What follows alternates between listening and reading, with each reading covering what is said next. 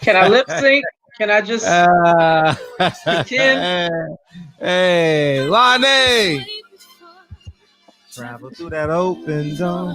Circumstances navigate the path, and life happened all so fast. Though we got lonely, sometimes you see, I know we couldn't make it. Even when I'm off beat, I still land on my feet, and nothing can shake me, cause I know life took a hold of me. I never. This is where I am destined to be. I'm not ready to give up. I believe in the miracle of life. Life's a play with no rehearsal. Learn quickly, they'll come For your role. games to play, can't take it Personal. Cause the devil is a lie. Hey. Telling you the truth. Hey. It's only what you do. Hey. Some things you gotta do. Hey. Hey. Hey. Hey. Hey. It's like for you. Take a second, see the blessing in it. When much expected, much is given.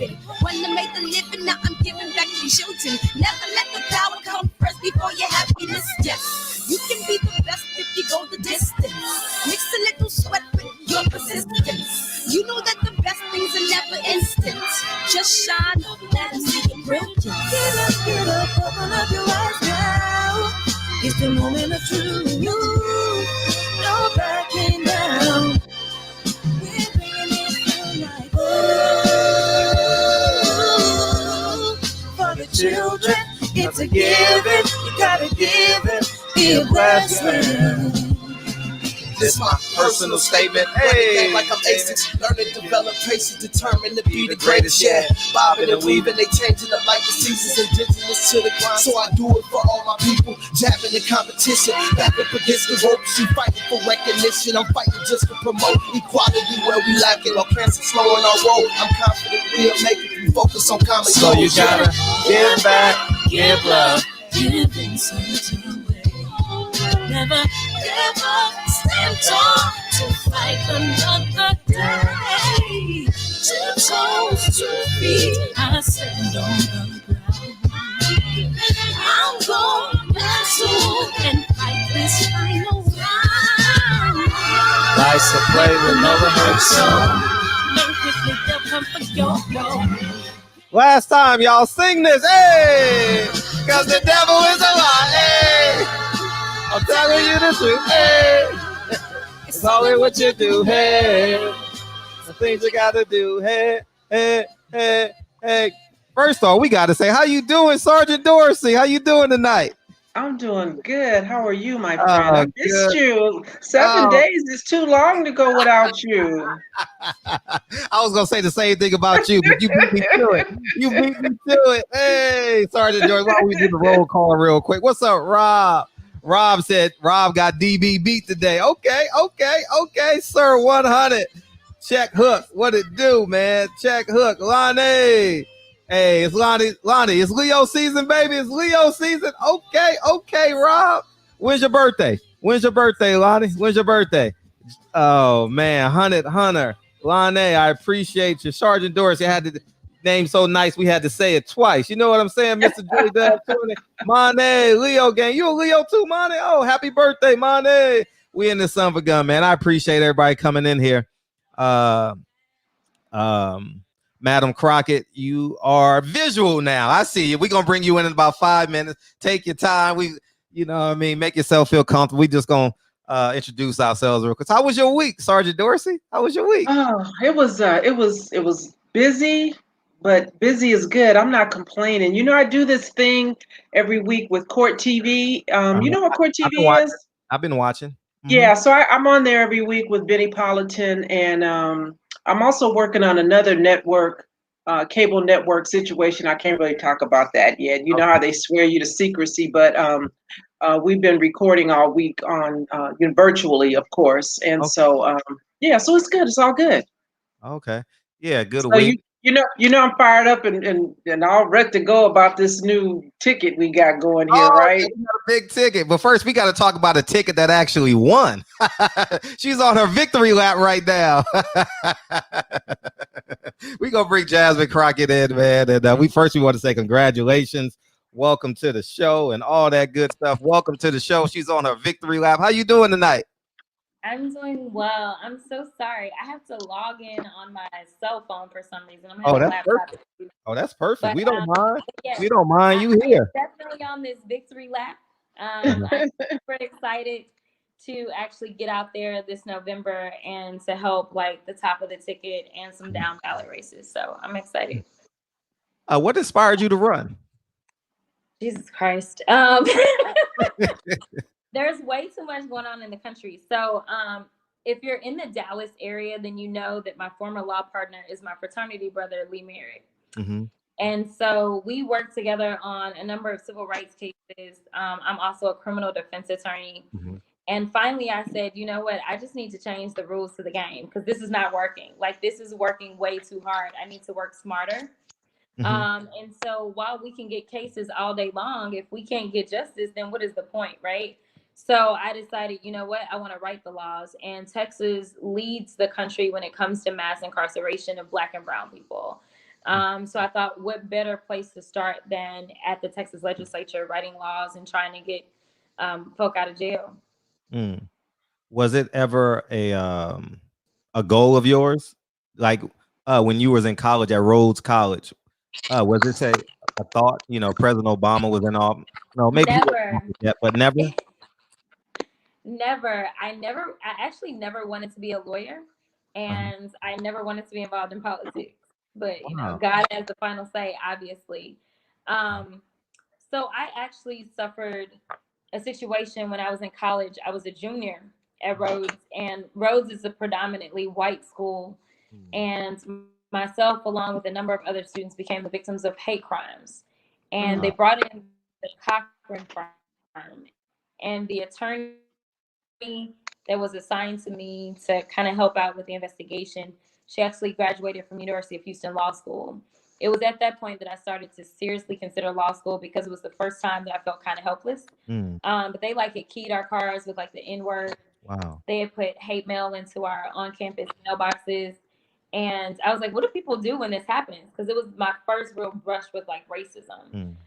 Even still, once I went to law school, I didn't think for 2 seconds that I would be a civil rights lawyer, nor did I think that I would do criminal law. But here we are today, 14 years after I graduated law school, and those are the two areas that I predominantly deal with.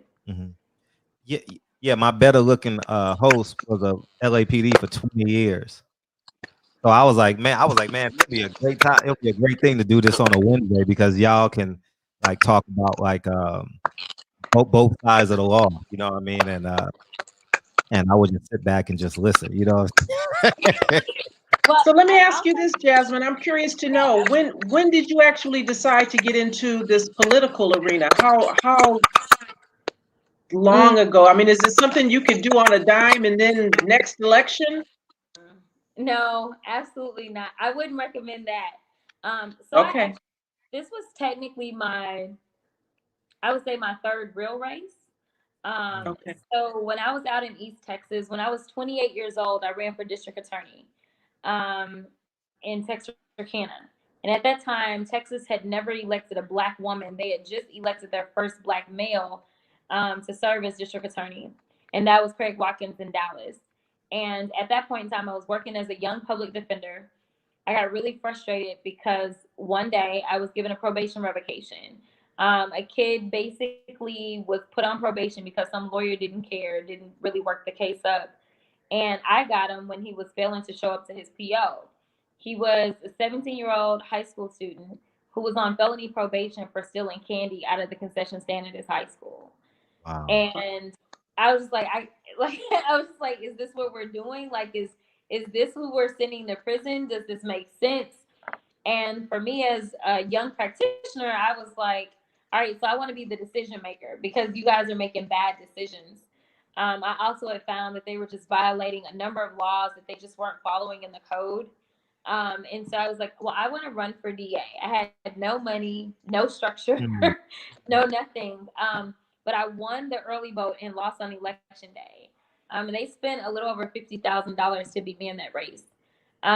So then after that, I went on to serve as the chair of the Democratic Party.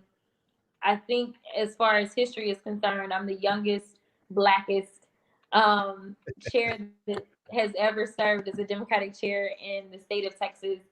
And I kind of said, I don't think I want to do this ever again because it's grueling to run for office. I mean, as you can see, Kamala is getting it left and right. And the reality is that we're all people, right? Like, I didn't sign up to be a preacher, okay? So, like, we're all just kind of individuals. But when you, unless you're Donald Trump, right? When you step out there and say that you want to run for office, you just kind of end up with a lot of extra that I really didn't know that I wanted to deal with. And actually, I didn't want to deal with it. But I thought enough is enough. The district that I ran in is a majority minority district. It's 40% Black, 40% Hispanic, and 20% white. And it's been a safe Democratic district ever since it was created. Yet we were lacking like a real voice, right? Like you can go throughout the country and talk to people and they can tell you who AOC is, or they can tell you who the squad is. They can tell you about Auntie Maxine. They can tell you about all these different people in DC that are so far away from us. But when I ask them, tell me what's going on, like here in our state, they can't tell me. When I ask them who the reps are, they don't know. And so I was like, you know what? Enough is enough. It's a true sacrifice that I'm willing to make. And I say it's a sacrifice because beyond just kind of letting your life kind of be up there on a pedestal for ridicule, this job pays $7,200 in the state of Texas. That's all we get a year. Wow. $7,200. So you usually don't have like real voices in Austin. So when people wonder why is Texas so ridiculous on certain things, well, you have no diversity of voices, whether it comes to cultural background or age background. Like, who can afford to go to Austin for $7,200? So you definitely have to want to do it, and you've got to figure out a creative way to be able to survive.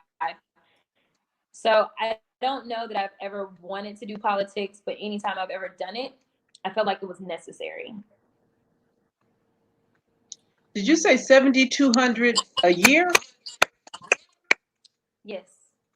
Yes. Wow. Google it. 7,200 wow. a year. That's all we get. Wow.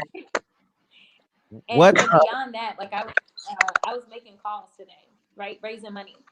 So I'm thinking, okay, my opponent, she had close to $500,000 in this race for a small, like we're talking about a race that had 10,000 votes. She had $500,000 that was poured into her. Beto O'Rourke came and knocked doors for her. Like, it was out of control. I mean, Beto got into our safe Democratic race while he was still technically running for president. And I was like, how do you top somebody that's running for president coming in and walking and knocking and calling?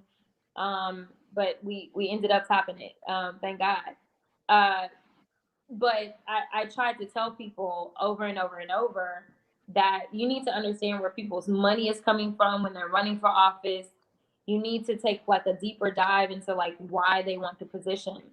And so I definitely was kind of the outcast. I was not the establishment pick. I'm a person that stands for term limits. I don't think that people should go into office and stay for the next 50 years. And so I caught a lot of heck, so to speak. But when we ended up with our protest with George Floyd, that was probably my time to kind of shine as a leader. As a civil rights lawyer, I consistently want to make sure that I'm there to help protesters. So this wasn't the first time that I volunteered my services to help protesters. But I did one tweet that was seen almost 1 million times where I said, hey, if you need help, I'm here. And it kind of went all over the country. I was on all these different lists. People were writing my name and my telephone number on their arms. It was absolutely insane. So we were able to get young people that truly had been kind of disengaged previously. We got them so involved. When we looked at our numbers, there's a lot of national like articles that came out about how Beto was able to really ignite and excite the younger voter. in 2018 when he ran against Ted Cruz. In my district, we had a higher turnout of young people in a runoff than we did when Beto ran. And I attribute that to the protest. So I do feel as if we're in the midst of an uprising, and people are starting to understand why it matters who's in the legislature, whether they're state or federal. They're starting to understand things like qualified immunity. They're just starting to have a better idea of how all this works and how their voices truly do matter. So, God rest the soul of George Floyd. I am thankful for the fact that finally it seems like certain information is permeating through to the general public about the things that they really need to pay attention to and the elected officials that they really need to pay attention to. Now, you mentioned qualified immunity, and no better person than to have a conversation with it. What's your take on qualified immunity? But before that, Reggie Owens wants to tell you, salute to Jasmine Crockett. I love what you're doing. I'm big on people who look like us being at the table and really affecting change. Thank you. Qualified immunity. Oh, yeah, go ahead. Who's going first on qualified immunity? Go ahead. You're our guest. Go ahead. So I'm going to tell you this, that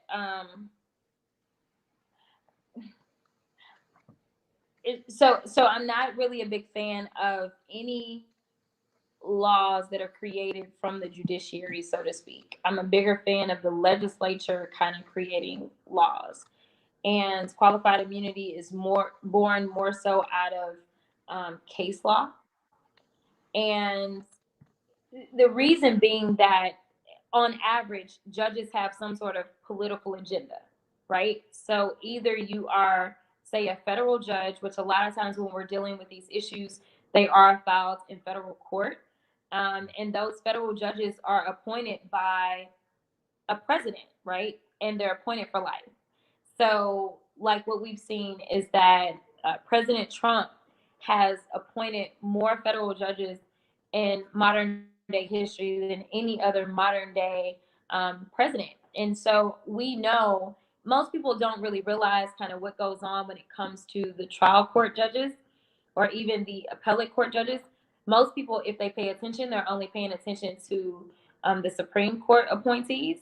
And I just got to say, like, if you look at who his creme de la creme is when it comes to like the Supreme Court, you can only imagine what's going on the trial and the appellate levels. And then even like in a state like Texas, we have partisan races when it comes to our judges.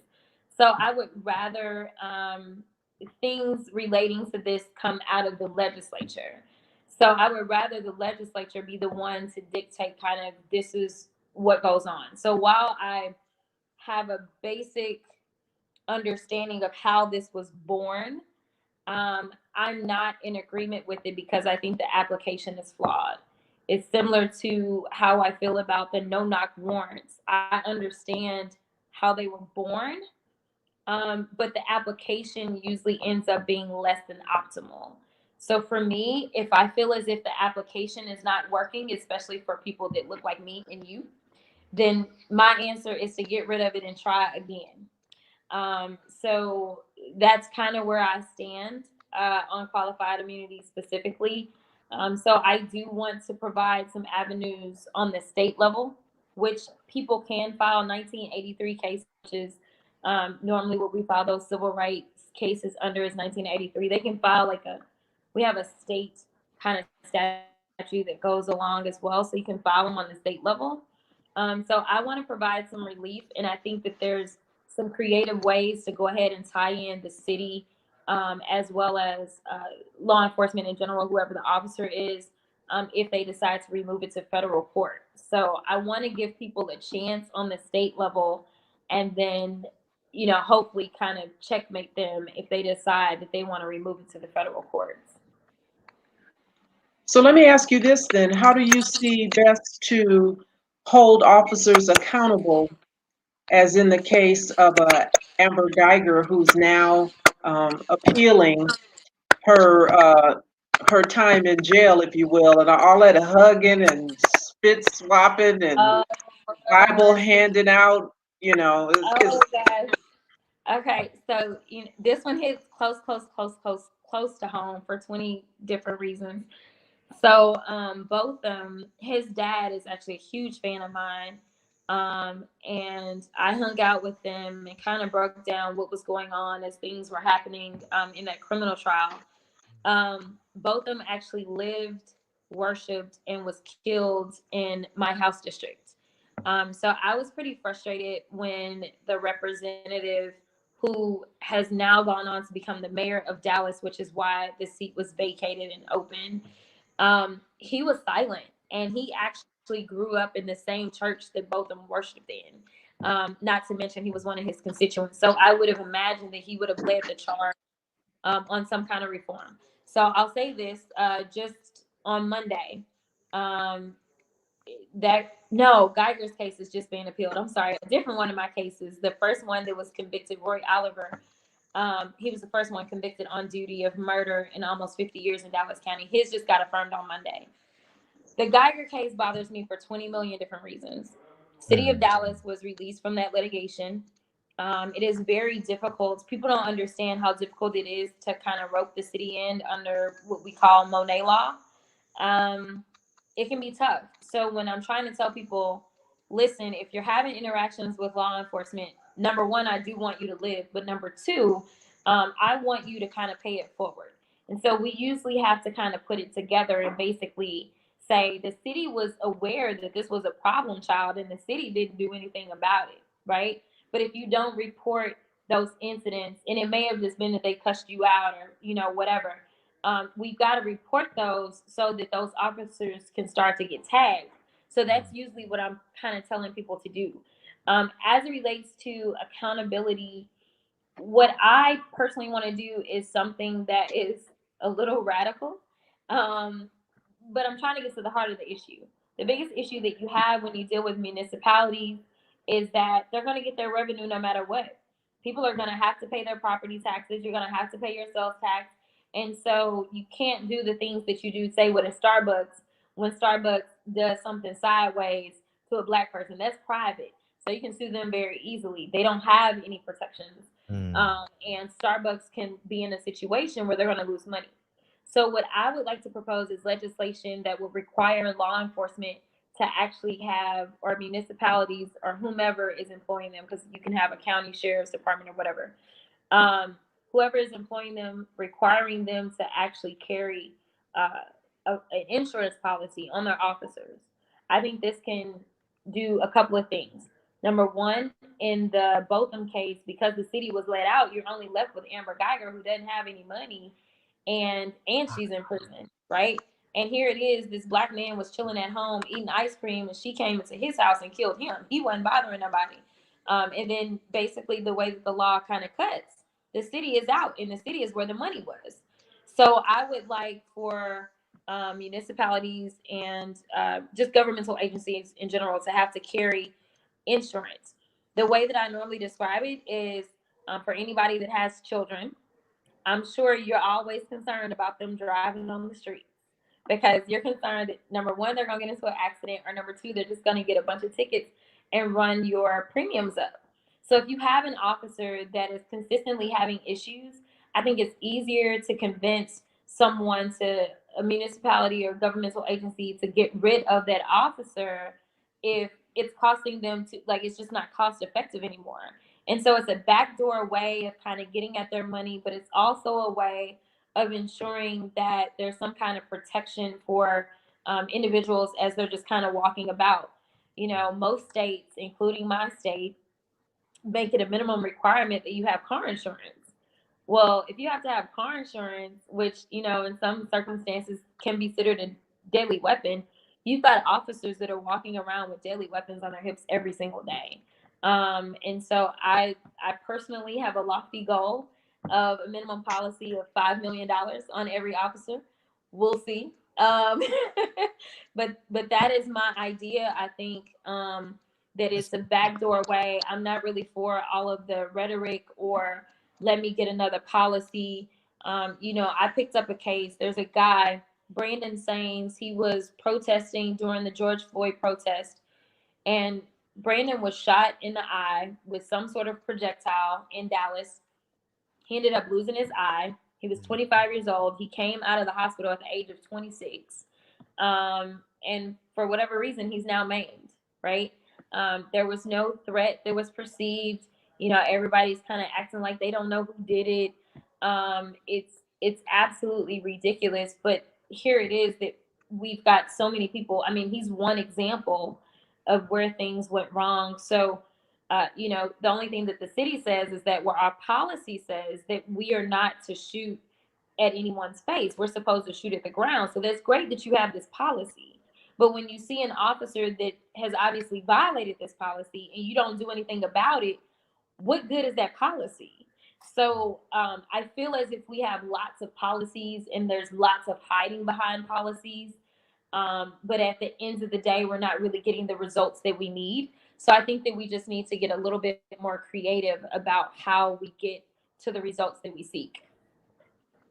How would insurance for an officer work when he or she is off duty? Because in this case, the reason the city is off the hook is because Amber Geiger was off duty. So that's the interesting part. So I have some guesses and thoughts. I'm gonna have to research. I will tell you that one of the things that's been very controversial right now is that the NRA is offering all of their members insurance in case they kill somebody, right? So the reality is that if you're an NRA member, you're not on duty in any kind of way. I truly believe that this insurance should go all the way, because when you look at the Geiger case, the argument was she on duty or not? That was the argument, right? It was the argument. If it is arguable in any way, that I think that the insurance policy should cover it. But we'd obviously have to find somebody that was willing to do that. And my theory is that if the NRA can cover regular people walking around in case they kill somebody, then we can go with those providers. Because, as you know, you can go on duty at any point in time. It's not a matter of, oh, I work 9 to 5, right? And so it was always a question of, were you on duty or not? Because you gave commands. Because at that point in time that she stepped out and decided that she was going to go back in and give commands and tell him what to do, she flipped into officer mode. She wasn't in civilian mode, right? Because as a civilian, I mean, I may shoot you or something, but I'm probably not going to give you commands and think that you should abide by them because I'm a civilian. So as far as I'm concerned, at some point in time, she did flip into on duty mode. Not to mention when you look at the things that were done afterwards with Mike Mata, who I'm not a fan of, who is the president of the Dallas Police Association, and how he got on scene ASAP. You know, if you were just a general individual, why is the DPA coming on scene? Why is the DPA advising to cut off cameras? Why are you being given the protections as if you're an officer that was on duty when you're like, you can't have it both ways? But for me personally, I do think that the insurance, especially if you're ever using a firearm that has been issued officially versus like your own personal firearm, I definitely think that it should be covered. Who picks up the cost? Is it the city or will it be the police officer? The city would be the one that would provide for the coverage.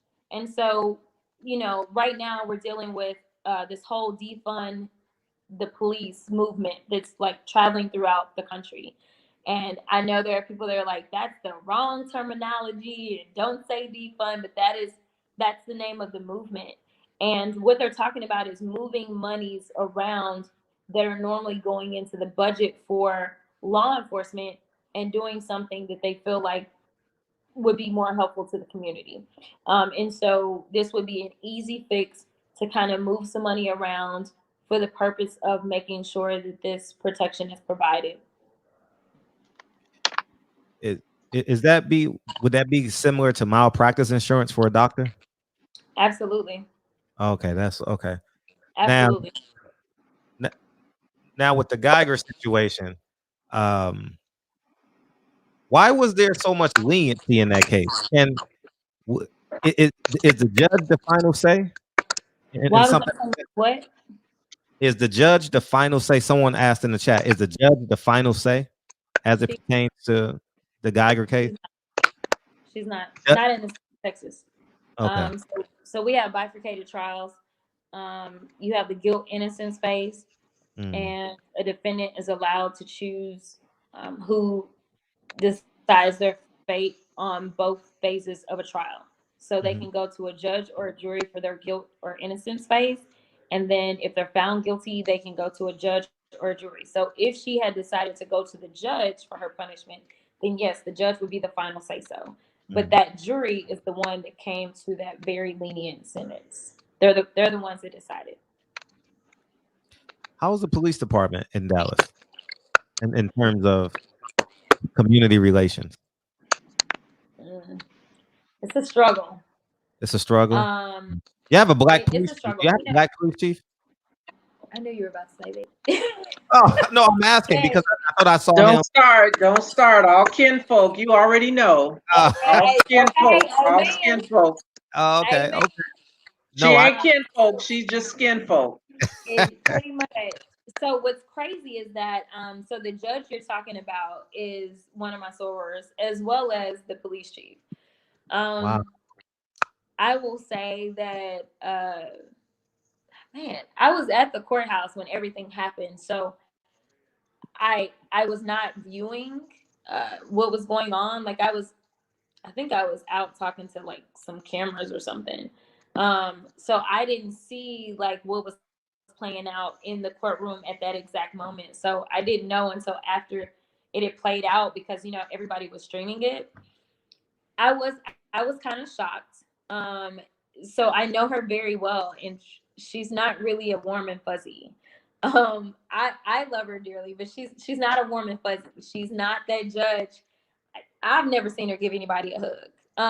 And she is truly pretty scary on an everyday basis.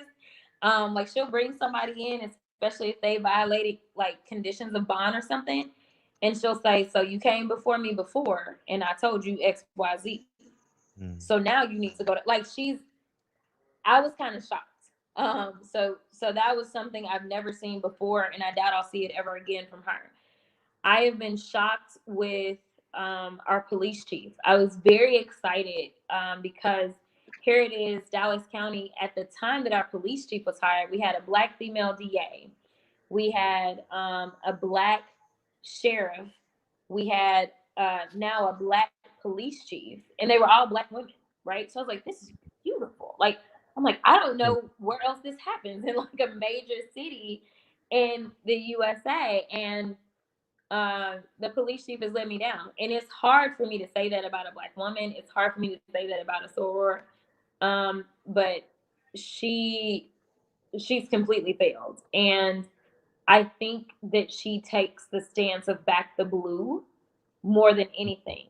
And so I think I've become most disenchanted during these protests. So I mentioned I made a post on Twitter or whatever. I had over 400 people that reached out to me for help because they had been incarcerated, they had been detained, they had been arrested, like all kinds of stuff as relates to these protests. Now, granted, I know that there's always this rhetoric where we try to act like protest equals, burning stuff down. Like and I'm like, you guys, there's a such thing as literally just protesting. And so I've got all these young kids. I had 17-year-olds, 18-year-olds, like college kids, high school kids that were literally being arrested. And they were being thrown in jail where we couldn't even post bond for like over 24 hours. It was absolutely ridiculous. And recently they just released some information because there was this huge bridge incident that we had, and they released gas on those people. Wow. They shot those people with projectiles. And when everything started happening, my phone started blowing up. So I throw on my bonnet and my moo-moo and I jump in my car and I'm trying to get to everyone on the bridge so that I can hopefully diffuse the situation and be like, listen, we don't need to do this. And I'm blocked and I can't get through.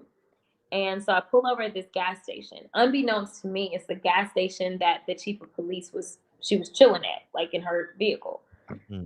So I see a couple of city councilmen, and I'm like, yo, like, what is going on? And so they were like, if they don't release them, we're going to go back up to the bridge, because they had let the city councilmen like out of the situation.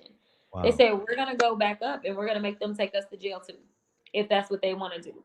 Sadly enough, I don't know if it was sadly or a good thing, but it was 2 Hispanic city councilmen. We do have black ones, but the ones that were standing up were 2 Hispanic city councilmen. And so I'm like asking the chief, I'm like, hey, what's going on? She's like, oh, everybody's going to jail. Wow. Mind you, I think there were like close to 700 people or something crazy like that. She's like, everybody's going to jail in the midst of COVID. For what? Right? Like, I know all 700 of them didn't do, and we're talking about a bridge. Like, they didn't burn the bridge down. They didn't hurt the bridge. Like, I mean, what are you taking 700 people to jail for? So the DA had to come out. The county judge came out. I mean, it was this huge cluster. And I'm like, here it is, our first Black female police chief, who would not be here but for people that decided to hit the streets and march years ago, probably back in the 50s and 60s. And it took you probably to like 2017 to get to this post in a major city. And this is how you decide to pay homage to the fact that you even have this seat. I'll never forgive her. And then she lied. Like, I talked to her and she didn't really realize like who I was, because I was looking like, you know, who did it and what for. And so I went to turn in like 6 bonds to get people out. Wow. A judge had just given me orders to get some people out from a previous day. So I had to walk to the jail. I do that. I come back. I said, so what's the final decision? And she said, well, we're just going to go ahead and charge them at large, basically put warrants on everybody, because they had at least convinced her there's no way we have the manpower to take this many people in, and we don't need to take this many people into jail in the midst of COVID. So they had convinced her of that, but she was like, but I'm still charging all of them. Probably about a week or so later, she finally was like, I'm not going to charge them.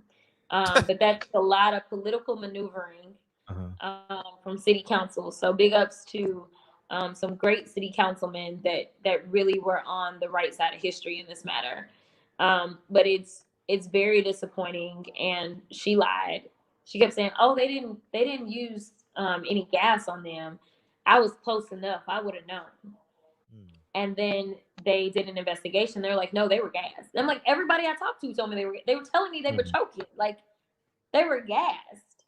And so, you know, knowing that you can't do that in a foreign country to like people, you know, if you're talking about like war, like that would be problematic for our armed forces to go into another country and treat citizens like that.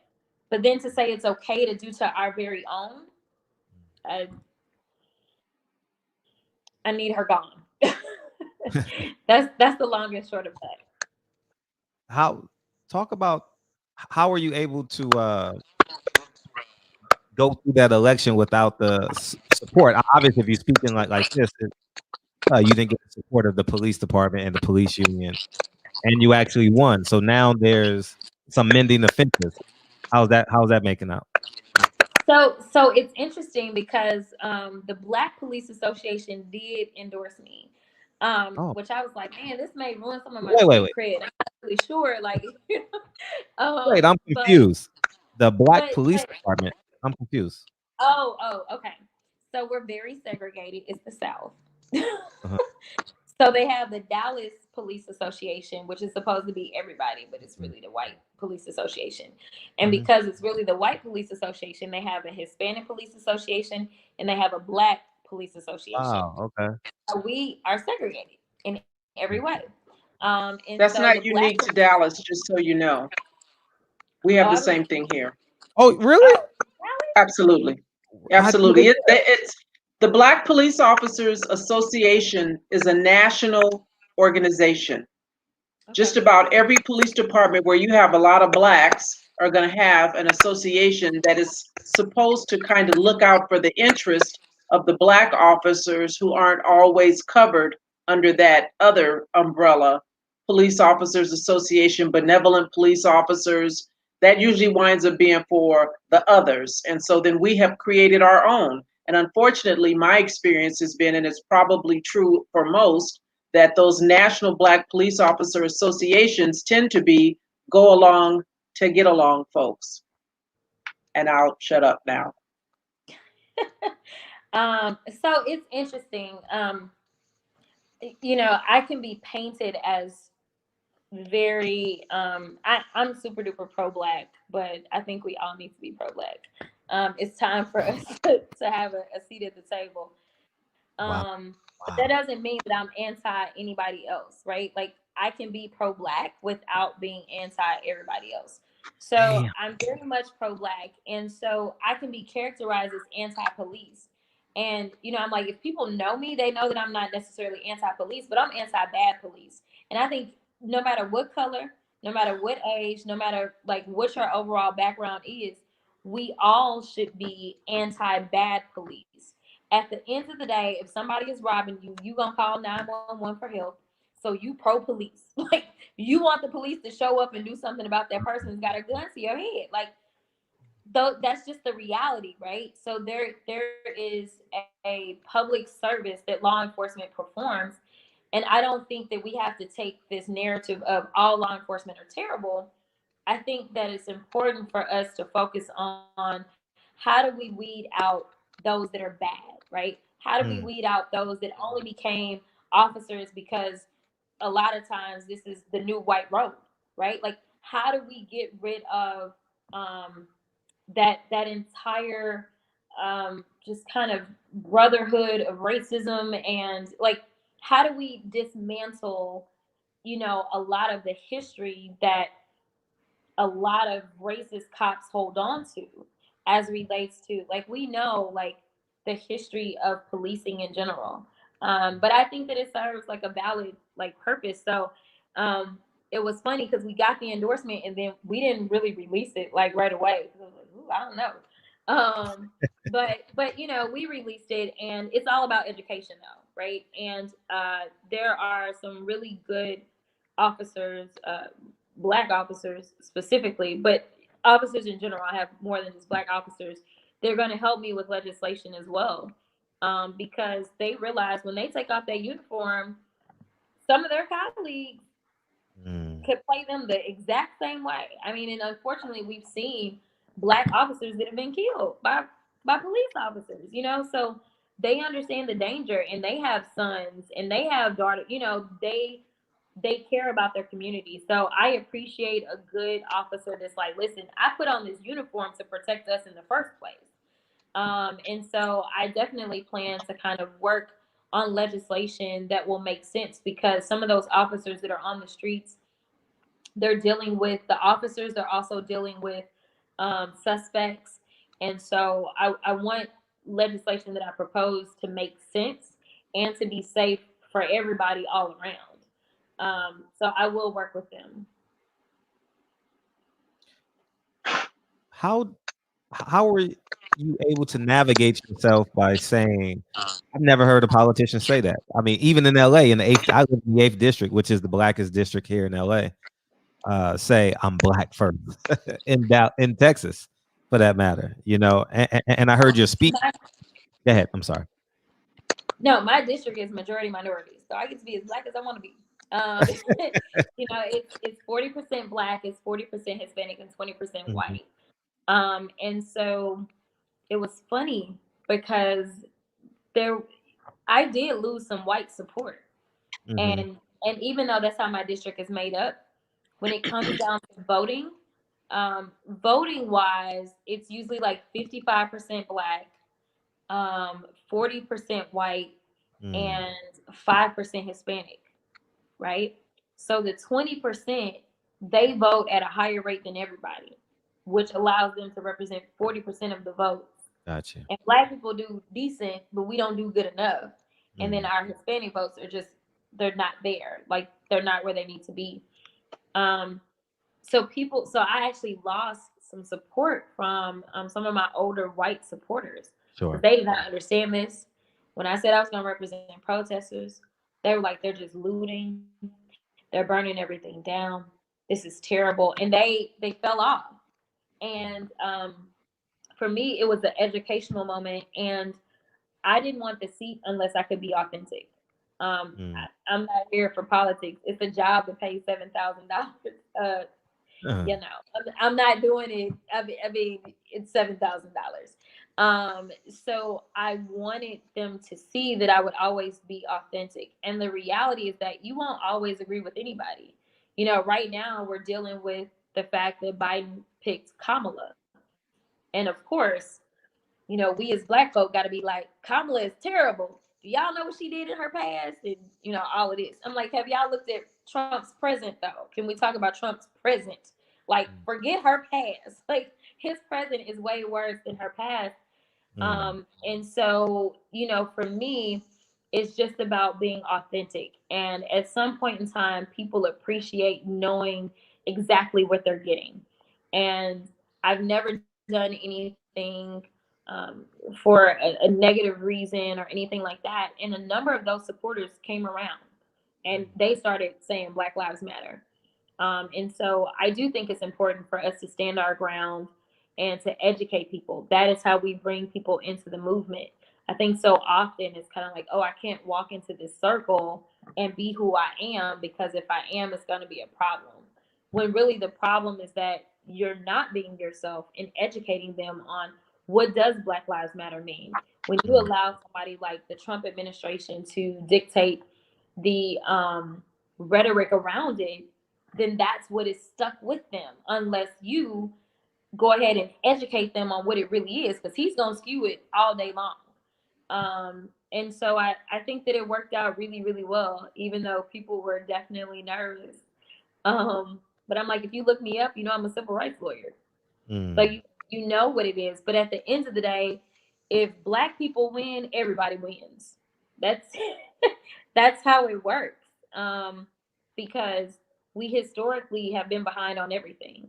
When we look at our pay gap, when we look at incarceration, when we look at housing, when we look at employment, when we look at almost anything across the board, we are not doing as well as our white counterparts. So if we come up, that doesn't bring them down. And I think that's the huge misconception. It doesn't affect them at all. We just finally get our fair share. Wow. The phone lines are open, guys, if you guys want to call in. If you could give like a speech to people who are on the fence like you, and say we should vote to get Trump out of office and vote for on the Biden ticket, who told Black people we're monolithic, the Latino community is more diverse than us, you're not Black if you don't vote for me. Two separate quotes on two separate interviews. What would you tell to someone like me? And there's plenty of people in the chat who are similar to me, who's like, there's no way in hell I'll vote for Biden. Say it again, please. I said, I was about to say, why are you repeating all this?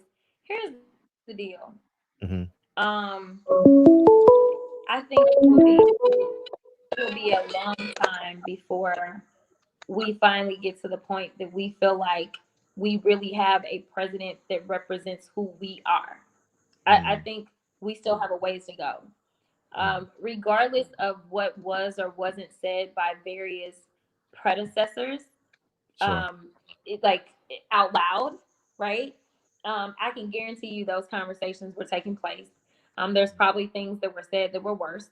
But at the end of the day, this definitely is one of those, we cannot afford to have really another minute of Trump. My biggest concern when he was elected was what will happen to us in our international relations. That was a huge issue, which that's not one of those issues that kind of the average voter focuses on. But I saw what was going on when he was running for office, and I was very, very concerned. And right now, we're talking about this man. Um, America was, or the U.S. was kind of leading the world. We were the world leaders. We have fallen under his administration for sure. And so, from an economic standpoint, globally, we're just not there. Even from a research standpoint, like at, at the end of the day, even if Trump was great, I would still say don't vote for him because he does not know how to pick the leaders that can get us on track. And even when he does pick leaders that can get us on track, he don't listen to them. He don't listen. He fires them. If you don't agree with him, he's fired he a just lot. gets rid of them. Right? Uh-huh. And that's what he did on TV. So in real life, when you're playing a president, that's what you do. But that's not real life, right? Like you're not an expert at anything, like anything at all, you know. And so, getting rid of everybody that doesn't agree with you, I think that it is just we shouldn't even be where we are with this virus. As we know, the previous administration had left guidance. Like, how much more do you need? They left you the playbook, but you so mad about the black man whose shadow you're living in that you're like, forget the rest of the country, right? Or the fact that you are spending all of our money on BS and we're entering what may end up being a complete depression, right? So we're in a recession right now, or we're at the very beginning of a recession, and you still going and golfing on our dime. Like, I need a refund. I'm just saying, like, at least maybe Joe is too old to go out there. I don't know, but anything is better.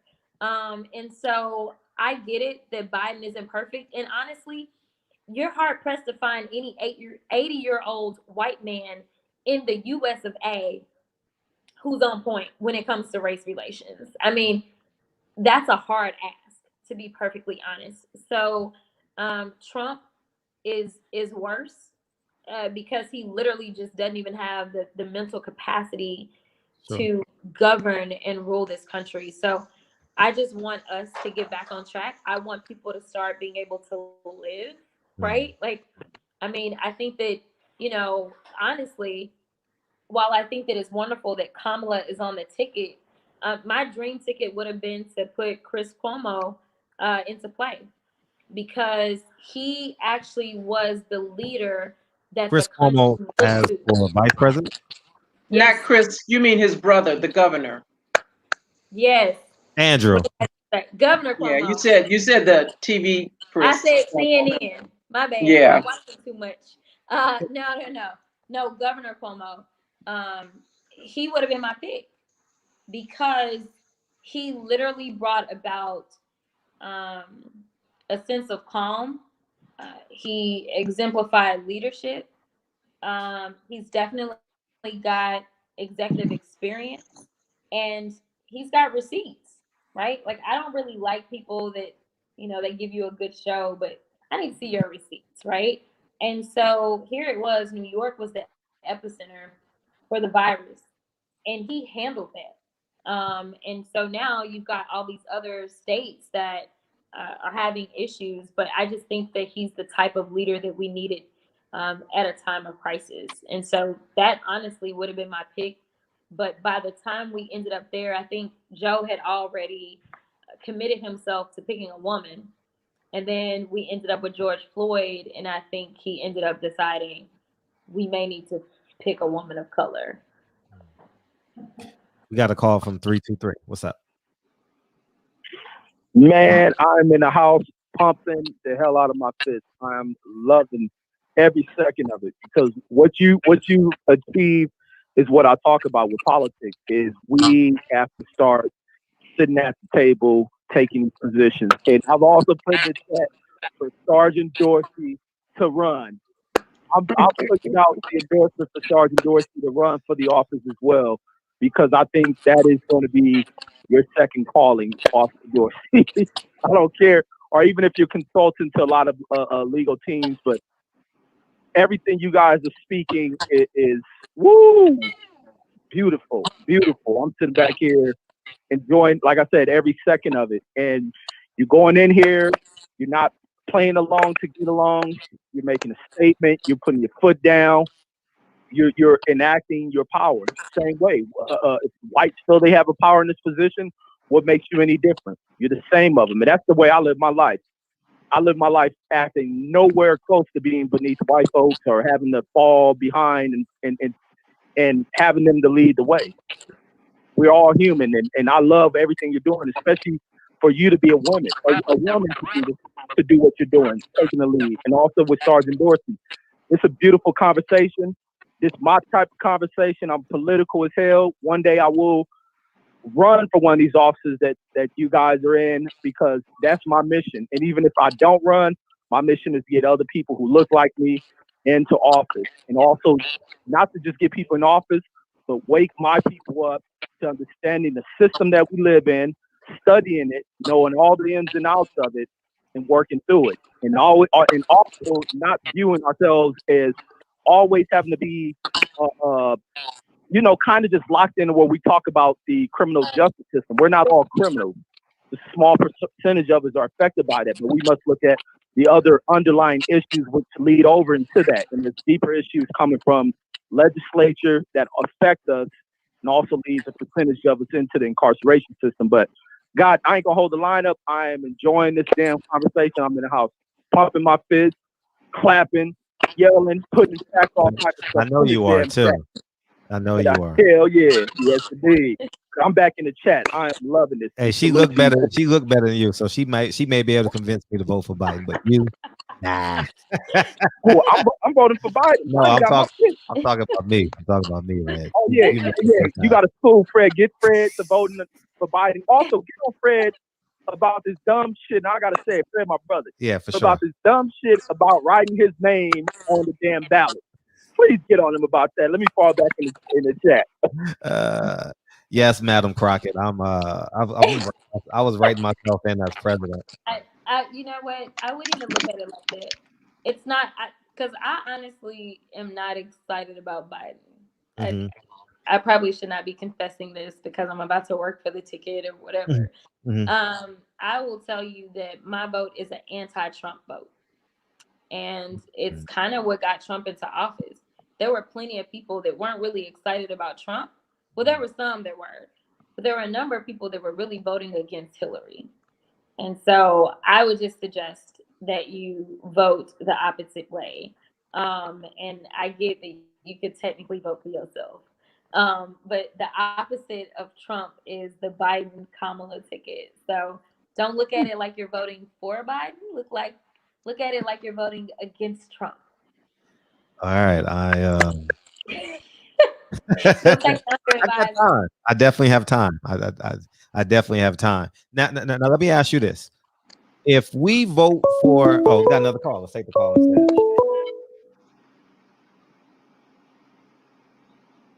What's up, 915? Hey, what's up, Fred? Hey, what's up? Hello, Sergeant Dorsey. Hello. You're too far away. You're muffled. You're muffled. You're muffled. Can you hear me now? Yeah, go ahead. Let me mute me there.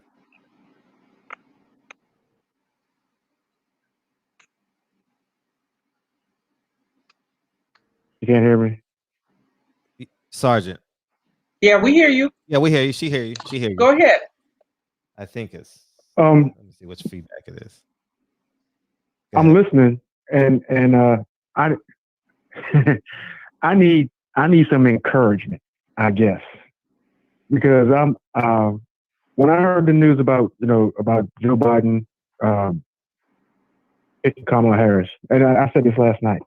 The first thing I thought about was, well, there go my gun rights, gone, because I listened to what they were saying during their campaign, and Miss that it's also on the panel. I mean, she's from Texas, and I know she knows how big that issue is in Texas.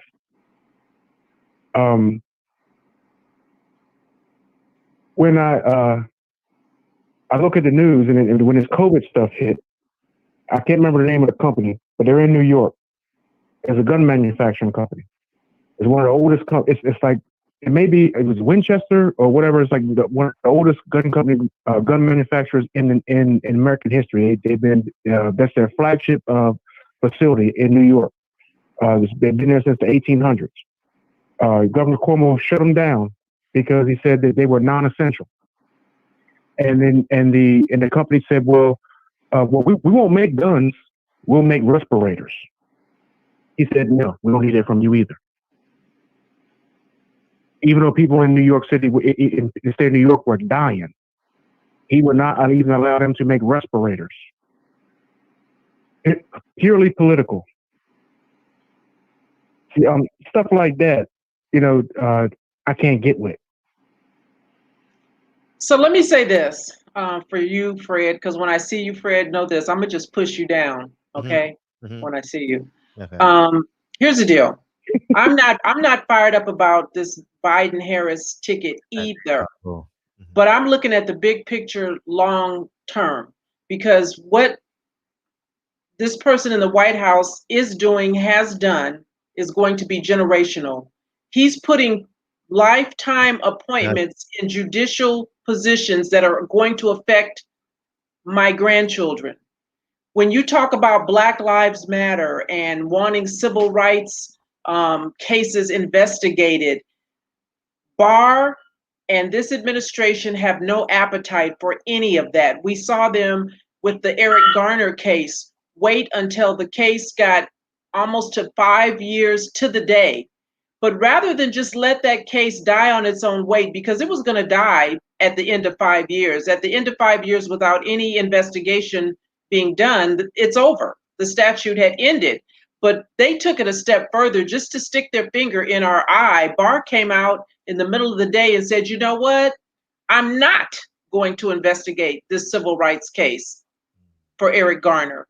He could have said nothing and just waited until the next day and said, well, listen, I really wanted to, but the statute of limitations was up, 5 years had passed, and I really can't. But he didn't want to, and he didn't even hide the fact that he didn't want to. And so when you look at these lifetime appointments, when you look at the Supreme Court right now, which is 5-4, if you don't vote for any other reason, the Supreme Court, this guy has had 2 appointments. And these are people who could be in this position, again, for another 20, 30 years. They're relatively young. When you look at RBG, she's almost 80 years old. You got a guy in Kavanaugh who's in his 50s. If he lives another 20 years, that's my grandkids being affected by their decisions.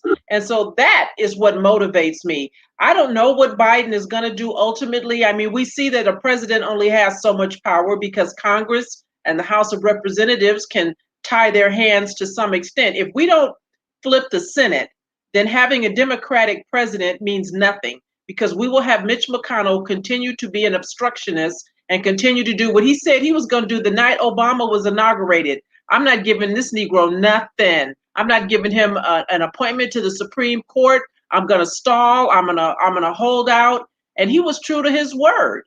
And so if we have 4 more years of this jackass that's in the White House right now, this country will be something that we don't even recognize. I don't know about you guys. I like to travel. I can't even leave the country right now because of this jackass. When in the history of ever have Americans not been allowed in another country because of what's going on here, because of his failure, because his ineptness, his inability to control a damn virus? Are you kidding me? 160,000 people dead. I hope you guys don't wait until it's someone that you know who's died from this before you believe that this shit is real. I know folks who have died. And so you guys are going to do what you do. And, I say this to anybody who listens to me on my social media. I've got more years behind me than I have in front of me. None of this stuff has affected me in my life in the last 3.5 years. But I say what I say because it's going to affect my children and my grandchildren.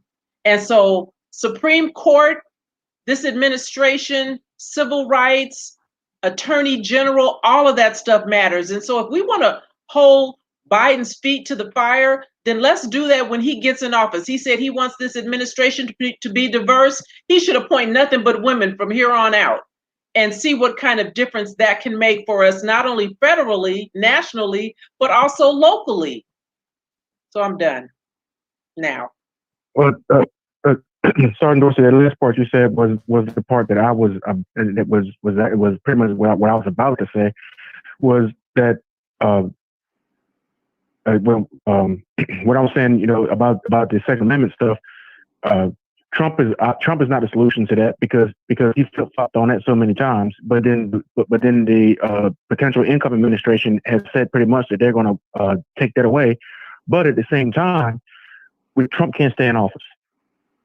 So I guess it was saying you got to vote in, you know, Biden, but at the same, but we're going to have to hold his feet to the fire, like you said. And we're going to tell him what will fly and what won't fly. And I'm not gonna, you know what I'm saying, get on my soapbox on a bunch of other stuff that I could possibly, you know what I'm saying, that I could say. But black folk are going to have to hold his, especially black folk, are going to have to hold his feet to the fire, because without us, there is no Biden presidency. And this COVID stuff has changed a lot. You know, a lot of people who were saying that, you know, oh, we got to do something about the guns. We got to do this and that. Those same people were the same ones that were that the reason why there's a gun and ammunition shortage right now. The ones said that, you know, saying we don't need this, we don't need that. They're the ones that are stocking up on them and ain't got no training. So I'm done on that. Appreciate the call. Everybody have a good night. Appreciate you. All right, man. All right, one. Pastor Dorsey, Rob said, preach, Queen Dorsey, preach. Yeah, listen, I'm not a gun nut, but you know, I do have 1 or 4, right? And I have no worries about anybody taking away guns from folks. Nobody's trying to do that. Nobody's talking about taking away your guns. That's a scare tactic. Whatever you think might happen cannot even hold a candle to what's actually happening. And that's what you need to look at. 4 more years of this will kill us, literally. Now, with that I'm in being absolute agreement. I think we've got to get to the point that we are starting to pay attention to the roles. Their role is to be the executive branch. Mute my phone. Okay. Oh, caller, go ahead, caller. Go ahead, caller. Caller. Can you hear me? Yeah, go ahead. Okay. I disagree, Officer Dorsey, and I don't remember Ms. Crockett. Crockett. Okay. I think, first of all, when I heard you say Cuomo in A Child Raised from Harlem, and my father being longshoreman, and when his father was in office, Cuomo is like the Christian Standard Bible. Whatever works to get his point across, that's where he swayed. And then when we're taught, perfect example, our kids have friends that's bad, characteristics that a parent don't like. And your child goes back out and play, right? And you tell your child, well, you know that person had these characteristics because it's been shown to you. Why did you go back out there to them? The Bible says is no excuse for ignorance. Why can't we as a people tear it down? Because we know if we keep putting Band-Aids on it, it's going to be worse than an insurrection during that turn of time. All these professionals and lawyers and Senate people and scholars from HBUC colleges, you mean to tell me we couldn't get together and create our own party and tear down the Republicans and the Democrats? That Because sounds if good, but this is listen, gonna we're 80 happen, days out. We're 80 days out. So what do we do? We got 80 days. And nobody have time to create no party in 80 days. If this was a thing, then y'all should have been doing that like 4 years ago. Creating that party. We're here now. And so what do you suggest in 80 days that we do to get this jackass out of the White House? The guy who has no regard for anybody who looks like me, who's not dog whistling, who's on a bullhorn every day talking about white suburban women are going to vote for him because people like Cory Booker and brought black folks in and ruined their neighborhoods. What do we do? We got 80 days left, and Biden and Harris are all that we have. So what do you suggest? Please tell me. I'm not voting for neither one. You're voting for Trump then. Thank you. No, I'm not voting for Trump. That's what a no vote is, whether you understand that or not. Whether you understand that or not. I disagree. Okay. That's fine. And I also feel like that when Trump was taking the young people who were going to be able to vote 2 years ago, I believe that the scholars and the people that was in position should have said something about that, saying that they could register a year before they turn 18 to vote. Nobody waved the flag then. And then you also have to consider that we're still under British rule. When do we get out of British rule?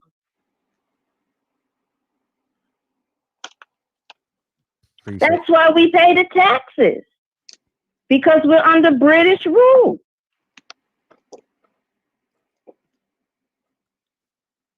Appreciate the call.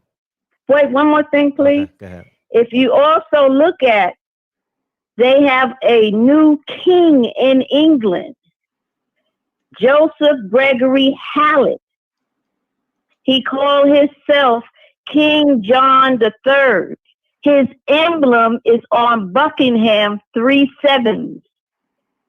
He's saying he's related to Christ. The great deception is going forth in biblical history. And if you look at his genealogy, you'll find out that Obama and Trump and Angela Merkel are all in that family chain.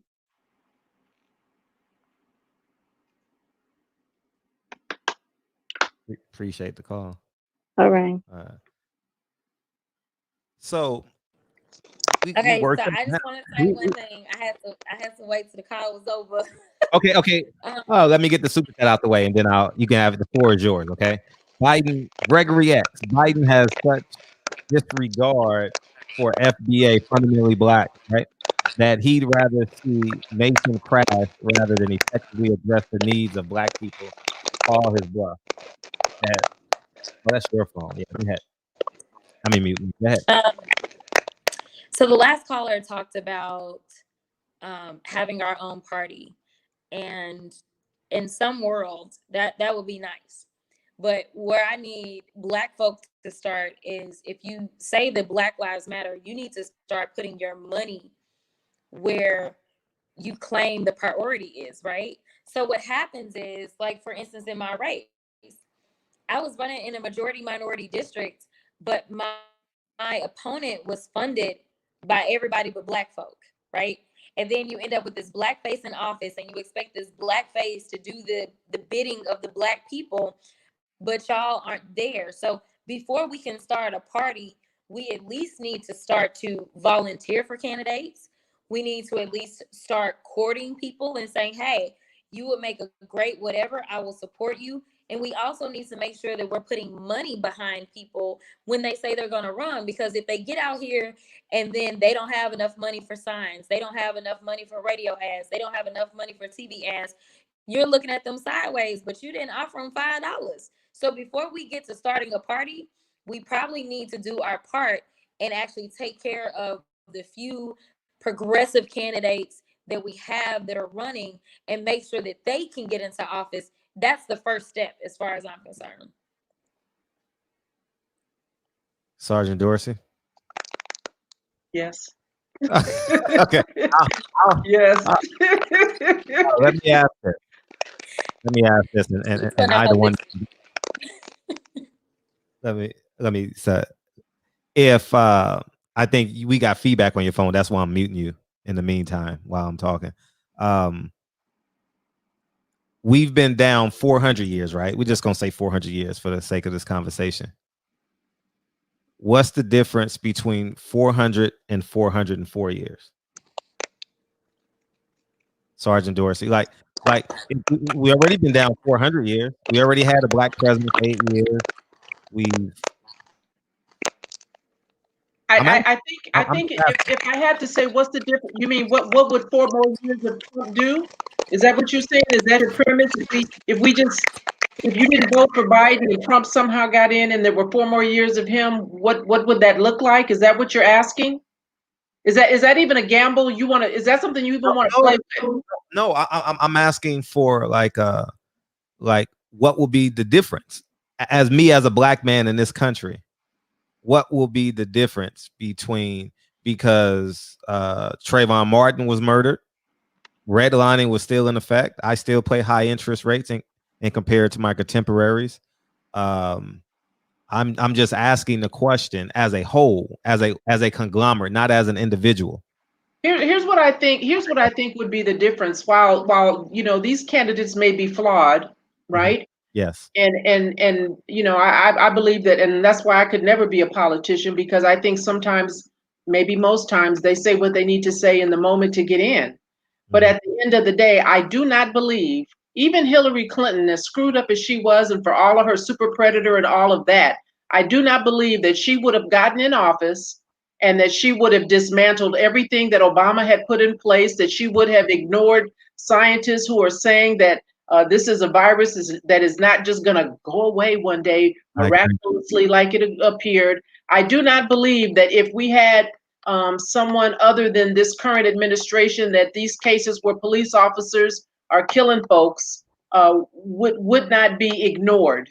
And so while I don't have any guarantee that that's going to happen, I'm willing to take a chance, because we know for a fact that this administration has no appetite in investigating cases where police are killing us. They've shown us with the disregard for the case with Eric Garner and everything that's happened since Eric Garner. And I could rattle off a list of names and you know them, so I don't have to do that. And police continue to kill, even in the midst of all of this protesting about George Floyd and Ahmaud Arbery and Breonna Taylor. None of this has even swayed police a little bit to stop the foolishness. They're still sitting on folks' necks. They're still shooting folks and saying somehow an unarmed black man, woman, or child frightened them. And then you have this administration and the people who are under him saying, I agree, makes sense to me. And so do you want 4 more years of that, is what I'm saying? Because we know if this guy stays in office, that we won't get that kind of justice that we feign we want. And so I'm willing to hold my nose. And that's the problem with us as a people. I think we're not willing to hold our nose to spite our, we want to cut our nose to spite our face, right? We're not willing to do something that ain't perfect. It ain't everything that you want, but it cannot be worse than where we are right now. I can't believe it. Oh, yeah. Yeah, and I'm after that. I mean, I was obviously over here in the Amen corner, just nodding my head. But you say 4 more years, but it's not 4 more years. It's way longer than that. The effects, we're already stuck with so many effects of Trump, probably for the rest of my lifetime, right? Because as already mentioned, every time they say RBG had to have some daggone surgery or she failed or something, I'm like, oh, Jesus, don't take her out. Please don't take her out. We need her. We need her, And so we know that these are lifetime appointments. I mean, if you don't care about nothing else, at least care about this federal judiciary, because that is where we actually take those federal civil rights cases. And when I tell you they love to kick those cases, they kick them in 2 seconds. We had a case, and it's the only time I've ever seen it happen. They let the city out, and we did some depositions, and we were able to bring the city back in. That does not happen very often. And the cities will fight you and fight you and fight you. So the last thing you need is to also have a judge that's basically on the side of the city as well. And it only emboldens these officers. They know that they are Teflon Don. They know that they can't be touched. So it's not 4 more years. You have to understand the effects and how far reaching they're going to be. It's going to go a lot further than just 4 years. Sergeant Dorsey, you want to respond to me? Yeah.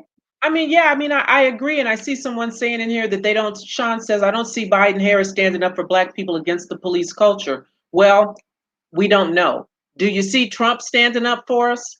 Do you see Trump doing anything that you can't see Biden and Harris doing? Because maybe they might. If you're still on the fence and you don't know, I can tell you, being a police officer for as long as I did, that the things that this administration and even some of the the federal legislators are talking about doing is really going to do very little to change police culture, because it's in the mindset. You can't train racism out of somebody. You can't train a lack of empathy and compassion out of somebody. You've got to get people in those positions. And we can use the police chief in Dallas. And I said, when I don't like to do black on black crime, particularly against a Black woman, but I have not experienced anyone who looks like me, who's a chief of police, who doesn't breathe that special air and really have our interests at heart. These police departments know who to promote. They promote the ones that are going to continue in with this agenda. So if you really want to do something different, then us collectively have got to get involved, get engaged, infiltrate. Shit, I'll just say it like that. KKK is infiltrating. If you don't like the police department and what they're doing, then damn it, infiltrate it. Get on it. Get on it and pretend whatever you need to do to get on, and then do you. Do what's best for your community. I did this job for 20 years. I never bled blue. I never shot anybody. And it's not because I wasn't working in a bad area. I worked in badass areas. I dealt with gangs in the 80s and the 90s. And so I know that this job can be done without you shooting somebody because they don't fucking come here, or because they don't turn around and submit to being handcuffed. So if you feel that way, then why don't you get on that department? And so when you're working with the Aaron Dean, who was standing outside of Tatiana Jefferson's house, and he pulls out his gun, you can tell him, what the hell, put it up. Or when you're with the Derek Chauvin, who's sitting on George Floyd's neck for 8 minutes, in the first 30 seconds, pull his ass off.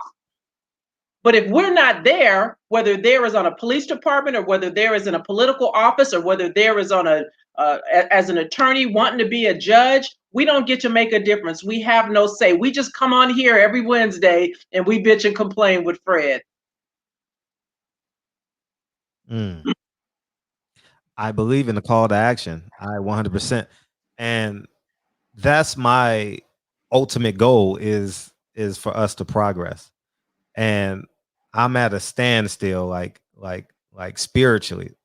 And I had a 30-40 minute conversation earlier. It was like, man, Black people gotta vote for Biden because Kamala Harris, you know what I mean? We have to vote for her. And have to vote for Biden, excuse me. And I just find it hard. Like, I'm not going to allow you to fool me twice. You understand? Like, you already stabbed me in the back, and when you look at these cases, you mentioned Mike Brown. 5 years ago, nothing happened. And guess what? They just voted in a Black DA, Wesley Bell, and what did he do? What did he do? That's what I'm saying. That's exactly what I'm saying. And you have I'm doing the show. You have let's see what else. Eric Gardner. You had Trayvon Martin, and you had Mike Brown, most notable, Alton Sterling. All those you could say was under the watch of a Black man. So I'm not. I hate this conversation when people want to compare Obama to Trump, because I don't like that conversation. I don't even like the fact that's a topic. I'm not making it a topic, but I'm just saying, if that happened then, how can we anticipate it changing when he was the president and Kamala Harris is the vice president, and we still have qualified immunity, we still have redlining, mute your phone real quick. We still have all these things in play, and Obama had 8 years. This man had listen. One of the things I'll never forget about Obama is I love him. I cried just like many of y'all out there. I was inspired. And as you can see, he's I have a portrait of him behind me. I'm forever inspired by President Obama. So this is neither a knock on him.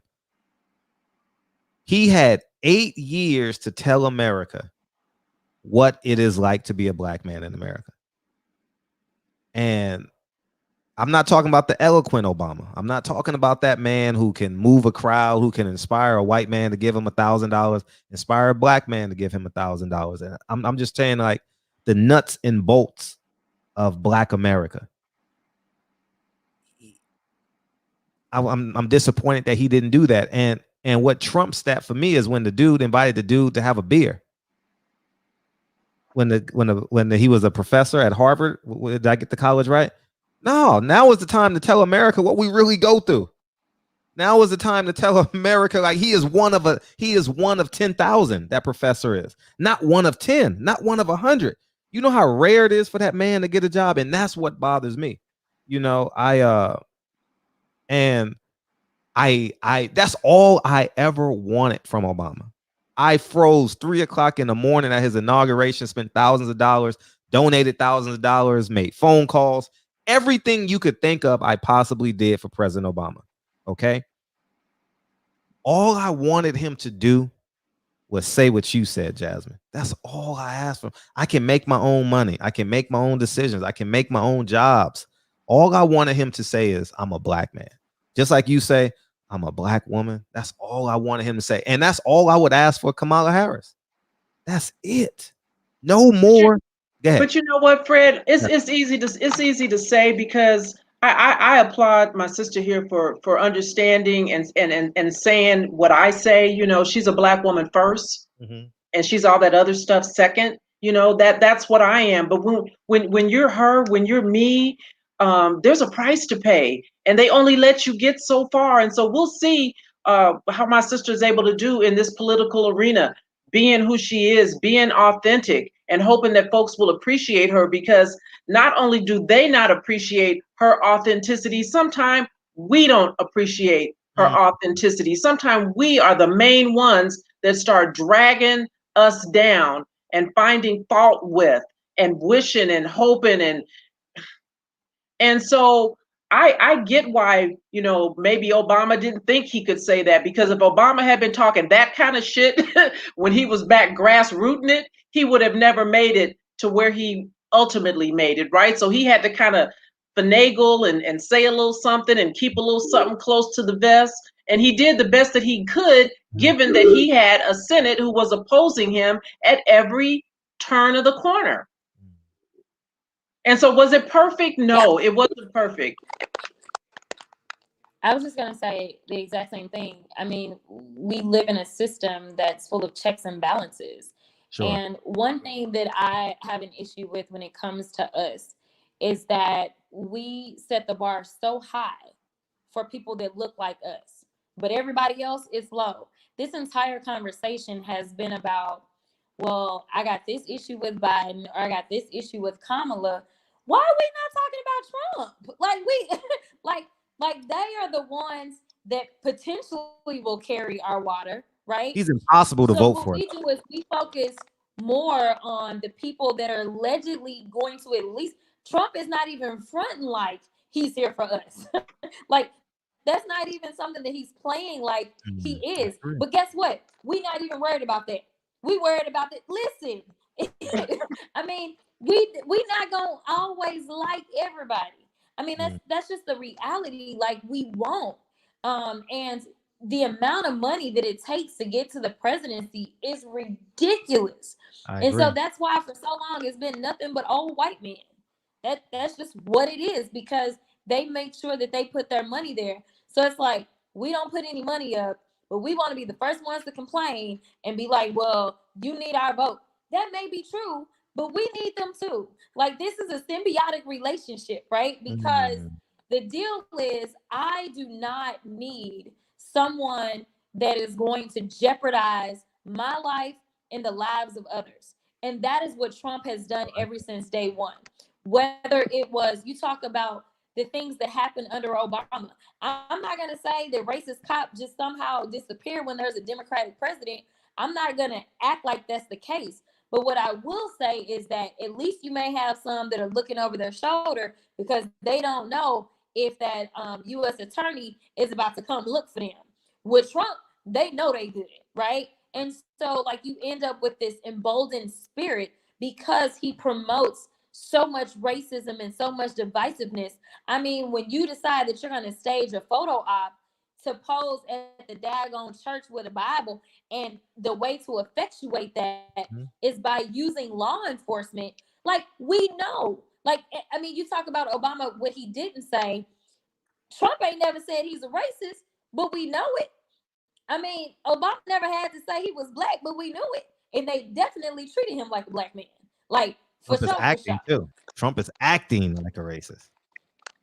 Yeah, get what I'm saying? Trump is a racist. Trump is a racist. Yeah, Trump could never get my vote. He could never earn. There's no way on God's green earth could Trump earn my vote. Not even on. But you know about not voting. Huh? Say it again, please. You know what happens when you don't vote. No, I'm going to vote. I have to vote because I need to build that habit. You know, I'm definitely going to vote. Trump would never get my vote. I'm just saying, you have to, people who are tired, like I'm 42, right? I am finally like in my like adulthood now, like in terms of like, I'm a man, like, and it's like, in order for me to vote for you, I have to see you one as a man. You know what I mean? Like, and it's just it's hard, man. And I understand the other side of this. I understand what people say, well, it's gonna get worse. Well, Jackie Lacey ain't firing the cops. Daniel Cameron ain't firing cops and putting charges on the guys that murdered Breonna Taylor. They not doing it in Ferguson, Missouri for Mike Brown. They didn't do it in New York for Eric Garner. And so you vote them out. We've got Jackie Lacey right now, who may very well be reelected. Why? Because she might get some sympathy votes. Because why? Because folks showed up her house at 5 o'clock in the morning doing some stupid stuff that caused her husband to respond in a way that was totally inappropriate. Yeah. But now he's facing criminal charges. And I promise you, there's a contingency out there who are sympathetic to somebody showing up at your house at 5 o'clock in the morning. Any man would want to protect his family. And that's what he did. And because of that stunt, we may very well in the county of LA wind up with the district attorney who's already demonstrated she has no appetite to prosecute police officers. I forgot we had a call, man. This shit is getting so heated. I forgot we had a call on the line. Yeah, man, they got real right fast when I called. I totally forgot. I wanted to ask Ms. Darcy, I understand the politics and all of that, but at what point do every every black person in this country have to look at themselves as an individual by way of curtailing the police themselves? Because, I think Michael Johnson is a hero. And if we start more to leaning towards that way, I feel like that can curtail the police in the snap of a finger. Are you talking about is Michael Johnson the young man in Dallas that shot the officers? Yeah. Okay, so I can't condone that, right? You understand that I can't condone that, right? I get that he's. I'm not saying that every officer is bad, but he shot 12, so I don't know how many of the 12 were good. I don't know. There was 5 that died. How many of those 5 might have been a good cop? I don't know. So I can't condone that kind of behavior. right? I can't. And I don't either, because I've been on the other side of things, and I do realize that police play a role in community. But when you have officers that are being transferred to other counties, when you have from the top down a gang, you know what I'm saying? Like, these motherfuckers is really the baddest motherfuckers on these streets, and when it's time to rectify things in your own personal area, you know what I mean? Sometimes, there are casualties in war, good and bad.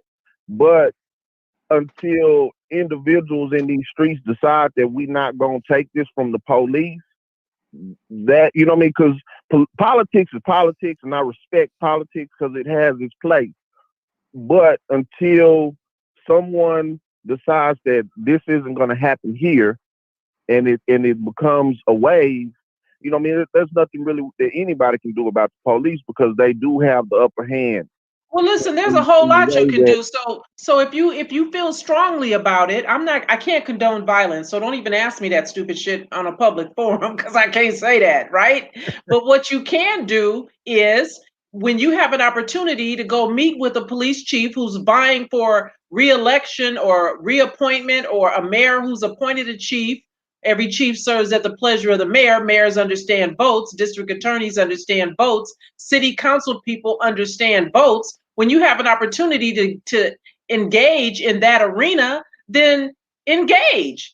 I know for a fact in LA, when Chief Charlie Beck was up for re-election, and everybody was all in a huff and puff because he wasn't doing anything about his errant police officers on the LAPD. And I went to a community meeting, and guess what? I could count the Black people on one hand. So you can't complain about a police chief who doesn't check his officers when you have an opportunity to check that chief and you don't. Or when you have an opportunity to check that mayor at the ballot box and you don't. So I can't advocate killing folks, but I advocate voting folks out. And see, this is my thing. If every single Black person voted and every single white person voted, the things would be what they are. And to a certain degree, with any election, the person who everybody wants normally is in. So, to a certain extent, the people who voted for them, they like what's going on. And if you lose at the ballot box, do you still have to lose your life till the election run back around again to try it again? Or do you, as an individual, do you protect your family from hurt, harm, and danger from whoever it comes from? Because when a regular person running your house, you do what you need to do. But when a person who's licensed through your state running your house, you don't do what you're supposed to do. And, those are the things. Well, that's something you can't win. You can't win, right? All right, Black. Yeah, you going in circles now. I'm losing now. No, okay. Well, listen, I can't tell you. I don't know if you. I don't know if you vote. I don't know if you are involved in your community. But if you have a police chief who doesn't check his officers, and everybody wholesale is bothered, like we're talking about it now, I'm bothered, you bothered, and folks who've lost loved ones are bothered. I can't imagine that everybody is saying, well, I'm just not going to go vote because I'm just not. And then you don't go vote, and then that person maintains their position, and now you mad. And now you mad at who? Facts. Oh, you're muted. I'm sorry. Before you go, can't unmute the guest because they're. Oh, you muted yourself. That's why. Reggie Owen says the queens are cooking. The queens are cooking up the truth. I need a plate of this good cooking. Sergeant Dorsey speaks, and Jasmine Crockett. I'm loving this stuff. Go ahead, Jazz. You want to respond? Gotta mute your phone. Mute your phone. Go ahead. I mean, that Micah situation was another one of those situations that hit home. The very first case that Lee and I took that ended up going international was we represented Mark Hughes. and Marcuse was accused of being the shooter. He was the guy that they thought most likely did the shooting, and they were circulating his picture, and they had taken his firearm, and actually he had given up his firearm. His brother was very nervous that an officer may shoot him once the shooting started, and so his brother gave the gun to law enforcement, but it was like the left hand didn't know what the right hand was doing, and so somebody else started circulating this picture.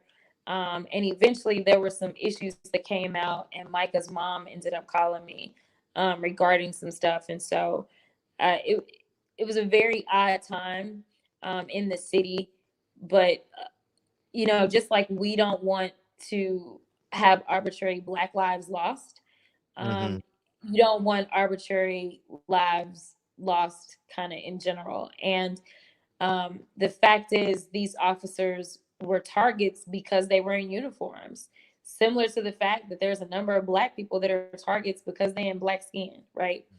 And so I'm with Sergeant Dorsey. I mean, that's not something that we'd ever be like, yeah, shoot him up. I mean, like that's not, it's not realistic. You know what I mean? And the thing is to get smarter in how we attack these things. That's why we're having this conversation, is so that people can be educated about, you know, what channels do you need to go through so that hopefully we can start to change the tide. I think, you know, one of our big issues, though, as it's already been said, is that all skin folk ain't kinfolk. And so we got to the point that we started, quote unquote, arriving, right? We started getting elected.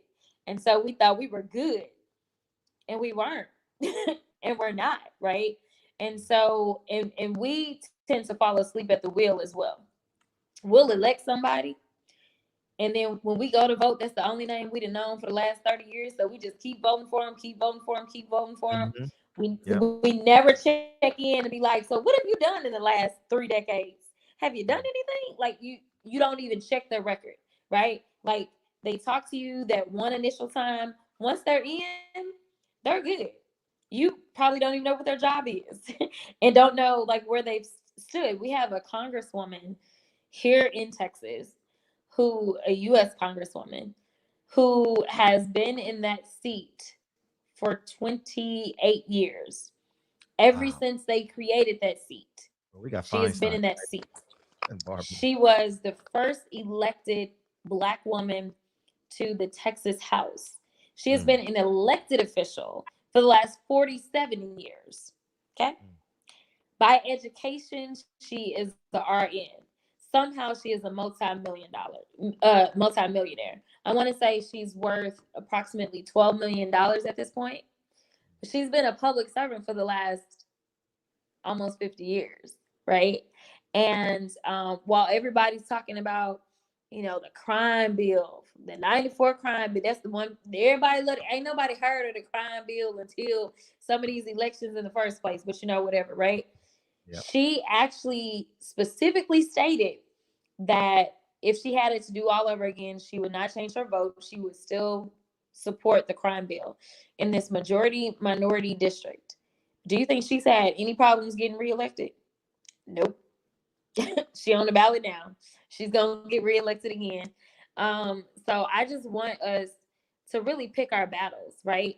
Like some of this stuff we fighting about, like why are we fighting? Like you're worried about some stuff that Kamala allegedly did back in the day, a long time ago when she was, you know, in her first elected position. But we're not worried about what the commander-in-chief is doing right now today. Like that, like how does that make logical sense? So I just want us to start prioritizing. We probably won't win everything that we want. Like it's not going to be a perfect America because we elect Biden Harris. It's not going to be perfect, but at least we may live to see the next presidential. Like that would help. I mean, and you know what? Let me say this real quick, Fred, while we're talking about this Micah Johnson guy, because this is how you know we're asleep at the wheel. David Brown was the police chief at the time. He's the one who sent that bomb in on a robot. The first time in the history of ever has a robot been sent in on a barricaded suspect with a bomb to then blow that young man up. Well, you know what David Brown is doing right now? He's the superintendent in Chicago. He's the superintendent in Chicago. How did he get picked by Lori Lightfoot, more skin folk, to be the police chief in a city where they killing 60, 70 people every day, right? Every day. And then you let David Brown come and be the superintendent? The guy who sent a robot in with a bomb? Did black folks not know that he was up for this position? And you know what they did last week in Chicago when these Negroes went in there and tore up the good part of town? You saw what they did. They raised the bridge, right? They raised the street. They said, no, you Negroes are not going to come in here and be tearing up the good part of town. So you know that when they want to stop stuff happening in affluent areas, they can fix that shit. I say all the time, I don't understand how in the hell Chicago can kill 60 people every week and nothing get done. That shit would happen once in Beverly Hills. It would happen. It would even happen all weekend. It would happen Saturday night, and by Sunday they would figure that shit out. So how is it that they can't figure out how to stop what's going on in Chicago? How is it that black folks allowed a black police chief who had a black man blown up with a bomb become the superintendent in a city that is just rife with problems in our community? Did they not go to the meetings? Did they not contact Lori Lightfoot? Did they not say, hey, well, hold up, you got 3 other choices, why him? Or let me tell you why not him. Obviously, black folks didn't get involved because he is now the superintendent. We got a call. We're gonna get Jasmine out of here. It's late in Dallas, so we're gonna take this call and she's gonna give her final words, and then Sergeant Dorsey and I clean up the mess that I'm leaving out here. Go ahead, 305. Too blessed to be stressed and highly favored. How is everyone doing? What's up? Yeah, I want to say a few things about this Trump situation. I think it's very, very dangerous for our people to sit on their hands at this point in time, because, like I said before, this is not just about us individually. This is about our folks moving forward. Generations that haven't even been born yet will receive the blunt of the actions of a dangerous president, an unchanged, unchecked president. This man is unchanged, unhinged, and unchecked. No one wants to challenge him because they do not want to lose their elected seat. I never seen anything like this. Senators are afraid to even address this guy because they do not want him to go against them in their primaries or whatever, what have you. You understand me? I never seen nothing like this. I mean, they are showing outright fear in the face of their own constituents. What kind of politician has no guts in the face of folks who put him in office? Because of an unchained and unchecked, they have the power to put him in check, and they're afraid of a primary challenge and the power that comes behind the name of Trump. This has got to stop. And the only way that this stops, folks, once we do vote Biden into office, if we want him to do what we want him to do, he's not going to be able to do everything. But we have to mobilize and put pressure on him and the Congress to get these things done, to get Congress to write the bill, to get Congress to put the bill on the desk of Biden and he sign it. That's how we have to do this. And if we don't do it in these orders, we sit back talking about we're not going to vote, and when bad things come down the pipe, we can't then complain when we'll never put ourselves in the game to be in the fight. We can't complain. And another thing about talking about a politician's record, I haven't seen one politician, unless he or she is a freshman, that has not voted yet. If you are in office long enough, you're going to make some good votes and you're going to make some bad votes. You're going to make some decisions that's not popular and you're going to make some that are popular. And it's going to just be your record. Everybody's not going to agree with your whole record. That's just a fact. I don't care who, Republican or Democrat or independent. It doesn't matter. If you are into politics, all of your politics is not going to be highlighted in the favorable category. That's a fact. And we have to take that, swallow it, and say, you know what? I'm going to choose the one that's best for me, the one that I can see daylight through. If this politician is talking about things that's going to benefit not just me, but like I said, for my generations that haven't even been born yet, we got to look down the road, folks, because when we're dead and gone, there's generations coming after us, and they're going to be wondering, what were we doing in this time, in this space? What did we do to prepare a better day for them? What did we do? Did we sit on our hands and say, you know what, I'm not getting into the fight because I have a beef with this candidate? Was that worth the future of our kids? Because we got some kind of strife about a politician? There's no clean hand politician.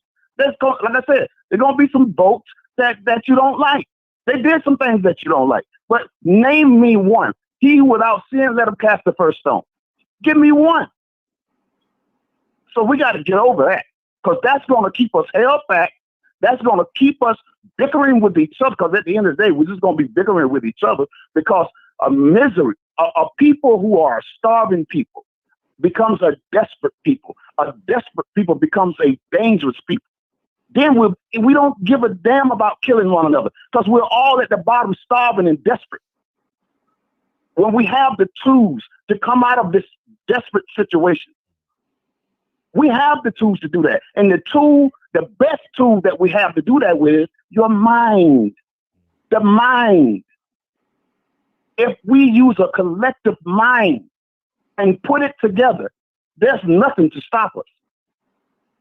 Because think about this, family. We got it. You can give black folks a little bit of something, Pastor, and they'll take that and make it look like it's worth $1 million. That's just how we are. We'll take something very ugly and make it so beautiful. Look at them queens right there. You understand what I'm saying? It's beautiful because that's what God made. We are something special made from God, family. And whatever we touch turns to gold. All right. I know they're getting on me in the chat, but hey, I love y'all. Y'all know I'm long-winded. I just had to get in, and y'all have a blessed night. And I love my sisters, and I appreciate you, Fred. Appreciate you. Sergeant Doris, anything you want to say anything to Madam Crockett? We'll give her the last word and then we'll close the show. Okay? No, we'll I'll what am I doing? I'm not going to reclaim my time, so I'm going to give you the floor. How about that? That was good. That was good. That was good. That was good. She actually represents me. First, I want to. Oh, go ahead. I just want to say thanks. This has been a great discussion. We need more discussions. We need a space where we can all kind of be real about how we feel, and feel comfortable doing that, even if it's a little controversial. So that hopefully we can hear and understand kind of where each other is coming from, and hopefully come to a conclusion by November that will make good sense for not just us as individuals, but as the good pastor just said, collectively this country, and our future, the future of this country. So I encourage everyone to vote all the time. I know that we're talking specifically about the presidential campaign, but as it's been said, are you showing up when it comes to selecting these police chiefs and, going to city council? Usually the lowest turnouts ends up being for races like city council. So you can't just show up once every 4 years, because that's what we love to do. and that's no shade, but that's right. Like throughout the entire country, that's when our numbers are highest. But to be perfectly honest, when we want to start talking about the reforms that we really want to see, it's not going to come out of DC first. It's actually going to come at the local level first.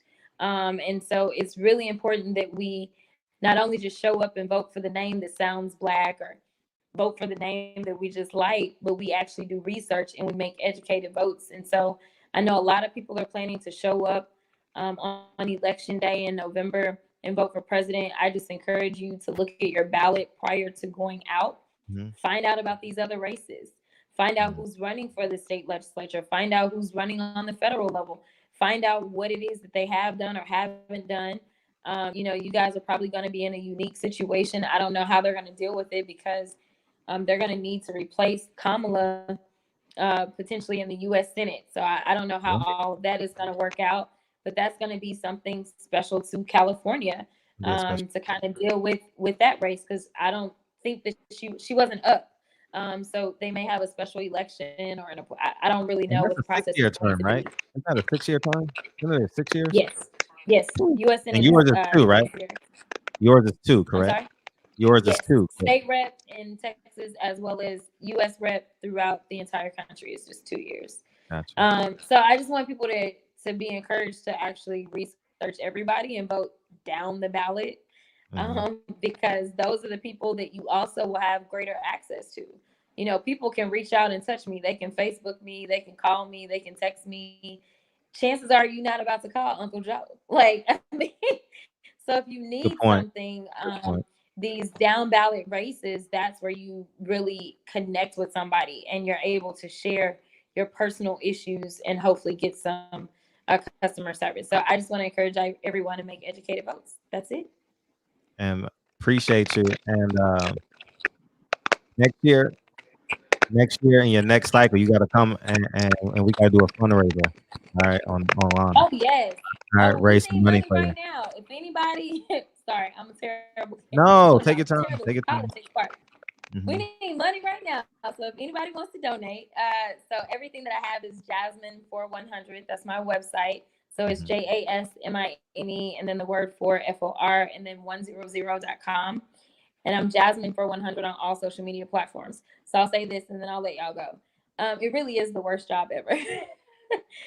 So besides only getting $7,200 a year, if I'm going to have a district office so that constituents can actually come and visit me in the district, then I have to pay for it. I have to pay for my housing in Austin. I have to supplement the pay to my staff. They give me $13,500 a month, and I'm supposed to pay like 5 people. So if I need more money to pay them, then I actually have to use campaign funds. So we accept all forms of payment if anyone is interested. So they actually give you a stipend of $13,500 and a salary of $7,200 a year. Yes, I get $7,200 a year, but my staff will get paid a lot better than I will. Oh, okay. That's how that works out. Wow. Yeah. Continued success, and I thank you for accepting the invitation. Thank you so much. How's Ahmaud Arbery case? Can you speak on that real quick? How's that coming? Because I know you and I'm not on Arbery.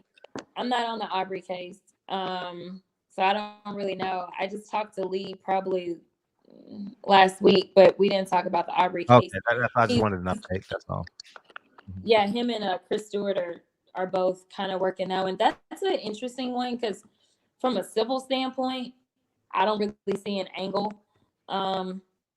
It's obviously not a civil rights like in the tradition. I mean, you've got to have some government actor like for you to kind of go under 1983. So I think we're kind of just helping the family because I'm thinking these guys don't have any money. Gotcha. So I don't think from a civil standpoint, there's really much that's going to be done in that case. It's just a matter of, at least they were able to get indictments. That's gotcha. Always the first hurdle. Gotcha. Well, we appreciate you, and we will be donating, and hopefully you come back. This time next year, come back. We'll raise some more money. Yeah, please do. Absolutely. All right. Thank you so much. It was great to see both of you. Appreciate it. Bye-bye. Take care. Thank you. Bye. Great show, Fred. Reggie Owens. Reggie Owens is on fire. Woo-wee. I'm going to breathe right now. Hey, Fred, let me say something real quick. I'm not into conspiracy theories while you take that deep breath, but I just want to share this with the family because I don't know if you guys have experienced this, but I think something is going on with this banking system, and I am so unsure about what's going to happen between now and I'm just going to say March, because I don't think this guy is going to leave office peacefully. I don't think there's going to be a quiet transition of power. And I'm noticing that Bank of America's got something ongoing. I think here in California, for sure, their ATMs are not working. folks got to go into the bank, and I experienced the same thing over at Citibank. A couple of days ago, I had to go to 2 or 3 banks. So I'm just saying, y'all, if you can keep some cash at the house, you know, in that special place you do, you might want to do that, because I think something is afoot. Also, I've gone to get gas, and they have signs in the window where they say U.S. is out of coins, exact change only. I don't know. Have you seen anything like that where you are? I've seen the coins. Yeah, so something is up. Something's up, and I think, you know, if you don't want to get got, you might just want to, you know, keep a few coins and dollars at the house. I'm just saying. Yeah, no, you're right. No, you're right. And next week it's just you and I, you and I, from this point on, right? Yay! And what a show! What a show! And I appreciate you giving me my lecture. And I just can't vote for that motherfucker, dog. Like, yeah, but when you don't, it's what you don't understand is, you, Fred, hold your nose. Dude, hold your nose. If you don't want 4 more years of this jackass, just hold your nose, because it's gonna be all bad if we get. Listen, you know how vindictive and crazy he is. He's shown us that he ain't even playing with us. He's not even pretending. If he gets another 4 years, he is going to show his entire ass. And he's going to be so vindictive. He is going to destroy so many. I agree. What we think are norms. Oh my God.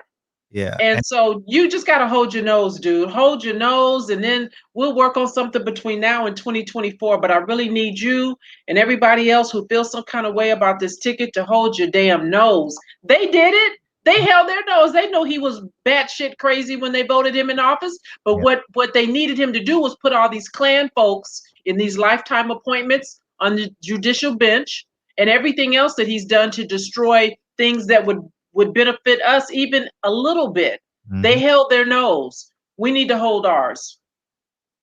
Okay. Okay. Okay, you got 79 more days. You got 79 more. Don't make me call you every day. Oh, man. You know, I used to be a detective. I'll find out where you live and show up at the house. I'm going to do like Black Lives Matter. I'm going to get me one of them lights. I just shine in your window and say, vote. Vote. Man, this is going to be a crazy election. In your heart of hearts, how do you think this election is going to go? I think Trump is going to be voted out unless he does something really dastardly. I mean, you know, he's messing with the mail right now. He's trying to slow down the mail-in ballots. Folks been mailing in for years and ain't never been no problem. Military does it all the time and it's never an issue. But unless he is not able to steal it, what concerns me is the kind of havoc that he is absolutely going to wreak between November and January. That's a long ass time for him to be up in that White House. I envision him and Putin having sleepovers. He's going to show him all the secret rooms, all the little nooks and crannies. It's going to be crazy. He is not going to leave office. I think what these white boys been doing in Oregon, this little secret troop situation, his little private military who we don't know who the hell they are, I think all that's practice for when they get ready to converge to try to keep him in office. Now, constitutionally, if he's voted out and he doesn't leave at noon on January 20th, he loses all power. He's like Cinderella. He turns back into nothing and his coach becomes a rat. But if he doesn't leave physically, I think these white boys in these camouflage outfits may be practicing dress rehearsal for what might go down, because he said, I want it could be a civil war. He's not just saying that, he's projecting to his people what he wants them to do. He talks directly to them, and in many of his speeches. In my heart of hearts, what I would really love to see is Trump not be in office and him turn into a squealing little pig. You know what I mean? Because that's to our advantage, in my humble opinion. If he's out of office and he becomes a jealous ex-boyfriend, he ain't gonna do it. he'll say everything that's wrong with America. He'll give us all, not us. I'm talking about to give the world everything, you know. And I think that will do great damage to America and may propel, quote, shall I say, us the bottom dwellers, you know. No, I envision him doing great harm, and I think it's going to take a minute for Biden, if he's the president. It's going to take him a minute and the next president to undo all the stuff that's going to be fucked up between November and January. I promise you, he's going to lose his shit because he's very vindictive. He's very vindictive, and he's already said, "I'm not a good loser. I don't like to lose," and he's been prepping us. Go ahead and call in. For the fool that he's going to be if he's not reelected. That's what I think. And so I just think you guys need to be ready for it. And he's definitely going to act a fool. That's going to be must-see TV. Oh, that's going to be must-see. Oh, listen, and I'm here for it. I want him. I had said, you know, when he first was elected, what I have been begging him to do is what he's ultimately done. I've been begging him to fuck shit up. I didn't want him to just mess it up a little bit. I wanted him to fuck shit all the way up. And so we're there. Yeah. We're there. And that November to January, it's going to be bananas. You guys need to be ready for anything and everything. November to January. They better take that damn suitcase with them codes away from him. Or they better have somebody they know they can trust shadow him with that shit, because we don't know what he's going to do. You guys need to be ready. I'm telling you. Big facts. DB, go ahead and call in. Yeah, man, it's gonna be interesting. I would love to see him squealing like a pig, man. That would be a dream for me. Like for him to, like in my heart of hearts, I would like for him to lose and him just become an enemy of America. I would like to see that, dog. I don't see that happening. He's gonna be so busy with these criminal cases that are coming at him, and that's why he really does need to win, because the SDNY Tish over in New York she is gunning for him. And so he understands that. I don't, you know, if he goes to jail, he goes to jail. I don't need to see him go to jail. I just need to see them get that wallet. I want them to destroy him financially, because that's a big deal to him and his spawn. And so if they can get in his wallet, that would be good for me, because he's been enriching himself for the last 4 years that we know of, and who knows how many years before that. So, and DB, you calling in or what? It's like he'll never go to trial. He's 80. He'll go by the way of Epstein, because he's a coward. He's a coward. He's a punk. He's a coward. He couldn't deal with confinement. He couldn't deal with just the unsanitary conditions that are they're in prisons. I don't care what kind of country club federal prison they might put him in. He won't go to jail. He'll kill himself before that happens. Yeah, I just reset the phones. He'll I have no doubt. But just think it's gonna take 5 years to get him to trial. He's gonna be 85. 84, whatever it is. I don't think it'll take that long, because I think Tish has been working diligently over there in New York. And I think that she's just waiting to pull the trigger when he gets out of office. That's what I think. Yeah. So we'll see. Oh, hey, can I say this before DB comes on tomorrow? Yeah.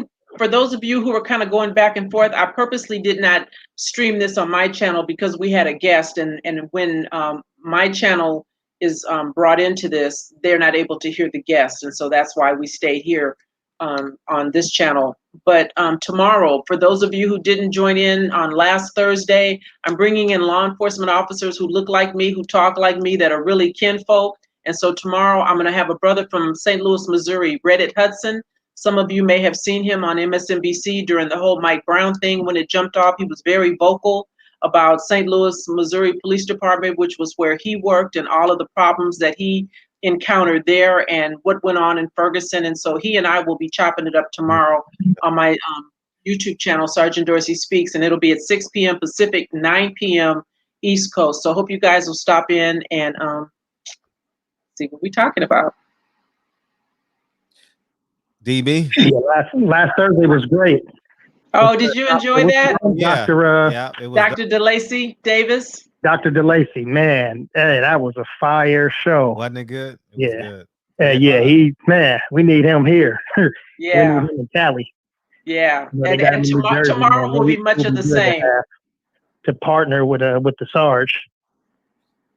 Yeah, I got some heavy hitters that are right there with me, talking like I talk, fighting like I fight. And so I just wanted folks to know that I'm not the only one. I'm not alone. They're there, but they just don't have all of them the same visibility that I do. And so that's what I'm going to be doing over these next few weeks, or showcasing and highlighting folks who look like me, who got in there and didn't bleed blue like I didn't bleed blue. Put your link in the chat to your YouTube channel, Sergeant Dorsey. Huh? Put your link in the chat. You got to do that. I'll do the same thing. Yeah, you got to do that like every 10 minutes on this show. Okay. No, I'm serious. So the subscribers can just go to her channel. But what you got, DB, on the night? I was going to say, Sergeant Dorsey, because of the passion that you have for your people and for justice, and the level of integrity you have, that's why we keep urging you to run for office. I know that's not something that you want to do right now, but think about it for 24 hours. And we need to, we need you. We need you. And if, like I said, if you had you and Dr. DeLacy and what was her name that just left? Jasmine. She dope. Yeah, huh? She dope as hell. Man, imagine all of y'all working in California. All of y'all in Senate, all of y'all as a mayor and a deputy mayor, and what? Antonio Villaraigosa about to be risen up from the dead, man. He's like, Senator? Who? I don't know. Somebody in California, somebody, Antonio Villaraigosa. Who else we got out there? That's going to be, because he tried to do it. You know what I mean? He's going to be like, oh, maybe I can do it. Anyways. Yeah. How about if I just deputize you, DB? Can I do that? Can I just deputize you and a bunch of others and make you guys little mini me's? We can get a lot done. I don't need to be deputized. They said I have the right to bear arms, and I'm also politically active, so I'm already deputized. Okay. Yeah. But you can start deputizing some people. Some brothers in here: J.A. Dixon, King Israel, Eli Zachary, Jeffrey Lakes. Yeah, some brothers in here that get down with the get down. Sure enough. Yeah. And the word or the phrase of the day: hold your nose. You got that, Frederick? Yeah. Hold your nose. I actually didn't get it till she told it to me the second time. When she said it the first time, I didn't get it. I was like, hold your nose.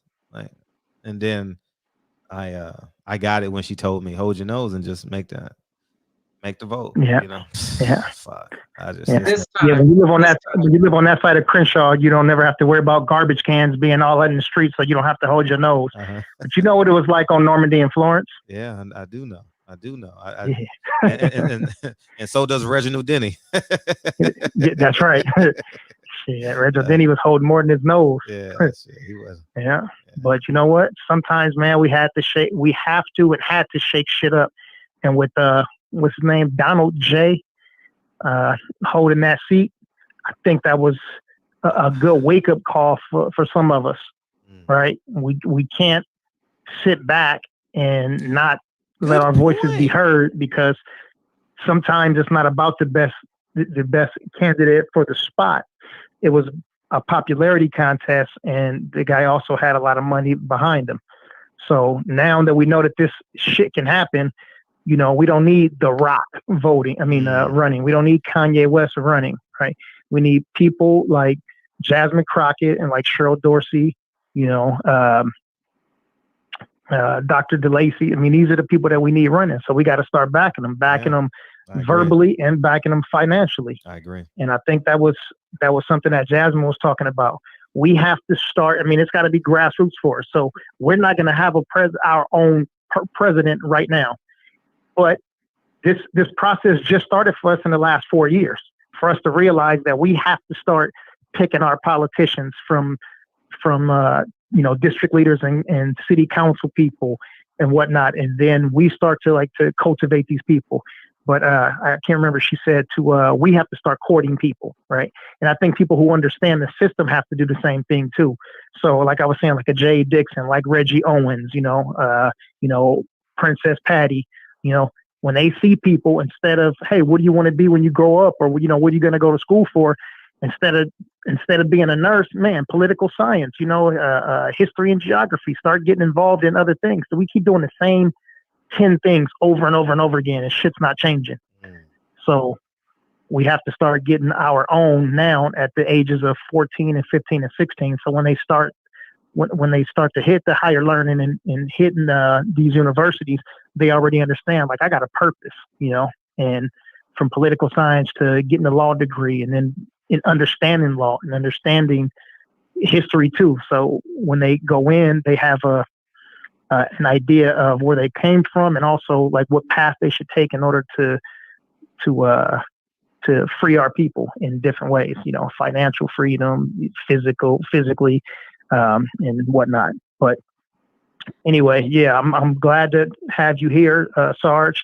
And I look forward to, did you say tomorrow? Yeah, today's Wednesday. That's right. Yeah, tomorrow, Thursday. And no, 6 p.m. Pacific, 9 p.m. East Coast. And my YouTube channel is Sergeant SGT Dorsey Speaks. I was trying to put it in the comments, and for whatever reason, I'm not seeing it pop up. So SGT Dorsey.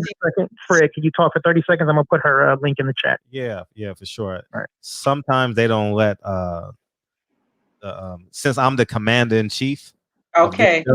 Only I can put sometimes other websites. Yeah, the channels. Okay. But I am looking for a black vice president though. Well, I could maybe do that. I could do that. Shit, I could do that. Man. I'll let you do all the work, and I just stand behind you and look cute. Can I just stand behind you and look cute? Exactly. I just put the link in, and that one that I actually put in was the conversation with Dr. Lacey. So everybody that hits that one, watch that show. If you watch it tonight, you might be fired up and might not get any sleep. So do it in the morning on your drive to work. You'll run tomorrow, and that's a good one, and that'll lead you into tomorrow's show at 6 p.m. Put something in the chat, Sergeant Dorsey, so I can make you a mod. I just did. I just tried. You want to do it again? And one of the things about the conversation that I had with Sergeant, he was a sergeant on East Orange, New Jersey, but Dr. Davis, is that, he rattled off about 16 or 17 things that we can do, because I don't like to just talk and complain. Y'all know shit's fucked up. So I want to tell you how to fix it. And that was what we did on last Thursday. And we'll do more of that tomorrow. We'll talk about what you guys can do in your communities and towns to make things better, to deal with those quality of life issues, the things that are important to you, what you need to ask of your leaders on a state level, because all politics are local, I believe. And that's where the change is really going to be most readily recognized. I didn't see you. I didn't see you. Just say hi in the chat. Okay, let me just say hi. I was trying to do the site again. Okay, I'm saying hi. Hey, BB. I just said hi. All right, good. Now you're good. All right. Now I'm good. Okay, you got it. Whatever you want now. Yeah. See, now you back in blue again, Sarge. Yay! Yay! Oh man. Okay. Yeah. Cool. We're in. We're good. So that was good stuff. I hope everybody heard something that resonated with them, something that they can take away and do, right? Baby steps. Because we're not going to change this overnight. It didn't get messed up overnight. It took a long time to get here, and it's going to take a minute to fix it. But if we don't do something, I promise you, we'll be having this conversation next year this time. So baby steps. Baby steps. And safe travel, Jarvis, wherever you're going. I don't know where you're going. He said catch y'all in a week. He going on vacation. Be safe, man. Shit, Jarvis, you can't leave me here and go on vacation. I'm right down the street. Come on and scoop me up. Let's roll.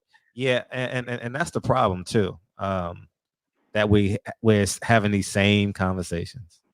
No, but these are good. This is good. These are not stagnant conversations. I promise you. Okay. Because we end up having 200 and 300 people at a time in here, but we end up getting 10,000 people to see the video. So these conversations don't die right here. They still exist, and people start to hear things that they can do in their community and what they should do, and that we should be about being more active and politically involved instead of just, bitching and moaning and complaining. Yeah, we have to. And listen, and we know it's difficult, right? If it were easy, everybody would do it. And I believe that, these obstacles sometimes are put in our way in the hopes that we will get tired and we'll say, that's too much work. I don't have time. Yep. No, you need to make time. You need to make time. Big facts. Yeah. Let's see what else. Fredro. Oh, I was going to ask you, are you able to stream her show tomorrow? Yeah, Fred, you can come over and do like I do with you. So I'll give you the link and you. That way, yeah. I'll see if I'll 6 o'clock. Yeah. Well, I wonder will your people be able to hear my guest? Like my people can't hear your guest. I don't know. We'll play with it tomorrow during the day. You want to? No, you know what? No. Remember the link. So what I'm gonna do is just put the link up. Okay. You understand? Okay. I won't need a link from you. Okay. Yeah. Okay. Yeah, just shoot me a DM at 5:55. Okay. Like that. Okay. Yeah. So 6 p.m. 6 p.m. Pacific, 9 p.m. on the East Coast, and the brother's name is Reddit Hudson, REDDITT Hudson, and you may not know the name, but you probably have seen him speak on. He's been on with Roland Martin live on Roland Martin Unfiltered many times, as well as MSNBC, talking about particularly the situation in Ferguson and St. Louis, Missouri. So, got it. We're gonna call a thing tomorrow. All right. Well, we rocking and rolling and we ready. Deacon 305, Dave Jack, Jason G, Andrew Charles, H Money, Peoples Hernandez, Eli Zachary, Jeffrey Lakes, Inglewood, Patty Dean, Inglewood, J.A. Dixon, King Israel, brothers and sisters, Rob G. Film, Terrence Bailey Sr. in the house.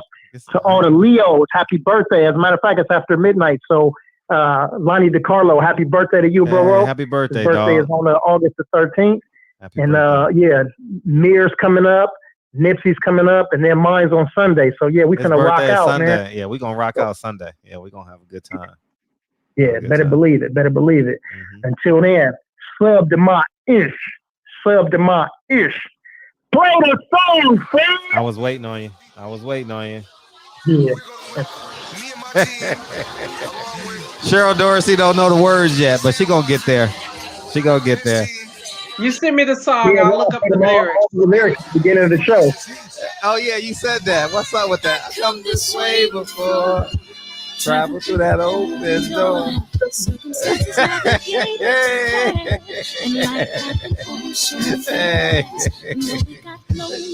Did you, when you were a police officer, did you live in LA or did you live like in Burbank or Glendora? No, I lived in Altadena and then moved out to the IE. Oh, okay. Oh, so you made that drive in every day. Did that crazy commute, but I worked nights, so it wasn't so bad. Mm-hmm. Nights is what? For me, it was like 2 to 11. 2 a.m. 2 p.m. Oh, 2 p.m. Okay, yeah. So you're off. Yeah. I mean, but there were times when I worked graveyard. I worked all shifts, but mostly it was 2 to 11. What's your favorite part? Telling you the truth. Hey, calling what you do. Hey, you gotta do. Hey. Oh, Eric said he went on your website and couldn't buy your book. Is there something wrong? I sent Eric a message. I sent him a link directly. So did he not get that? I emailed him. He's just making a fuss. He just wanted some attention and shit. Tell Eric. Tell Eric if he need a little attention, I'll give it to him. Me and you, Eric. Me and you, there he is, right there. There he is. He was still left out. He was like, he didn't say my name the way she said Triple OG's name. Hey, what's up, Rob? This your part, Rob. This my personal statement. Run the game like I'm ASIC. Learn to develop pace and determine to be the greatest. Oh man.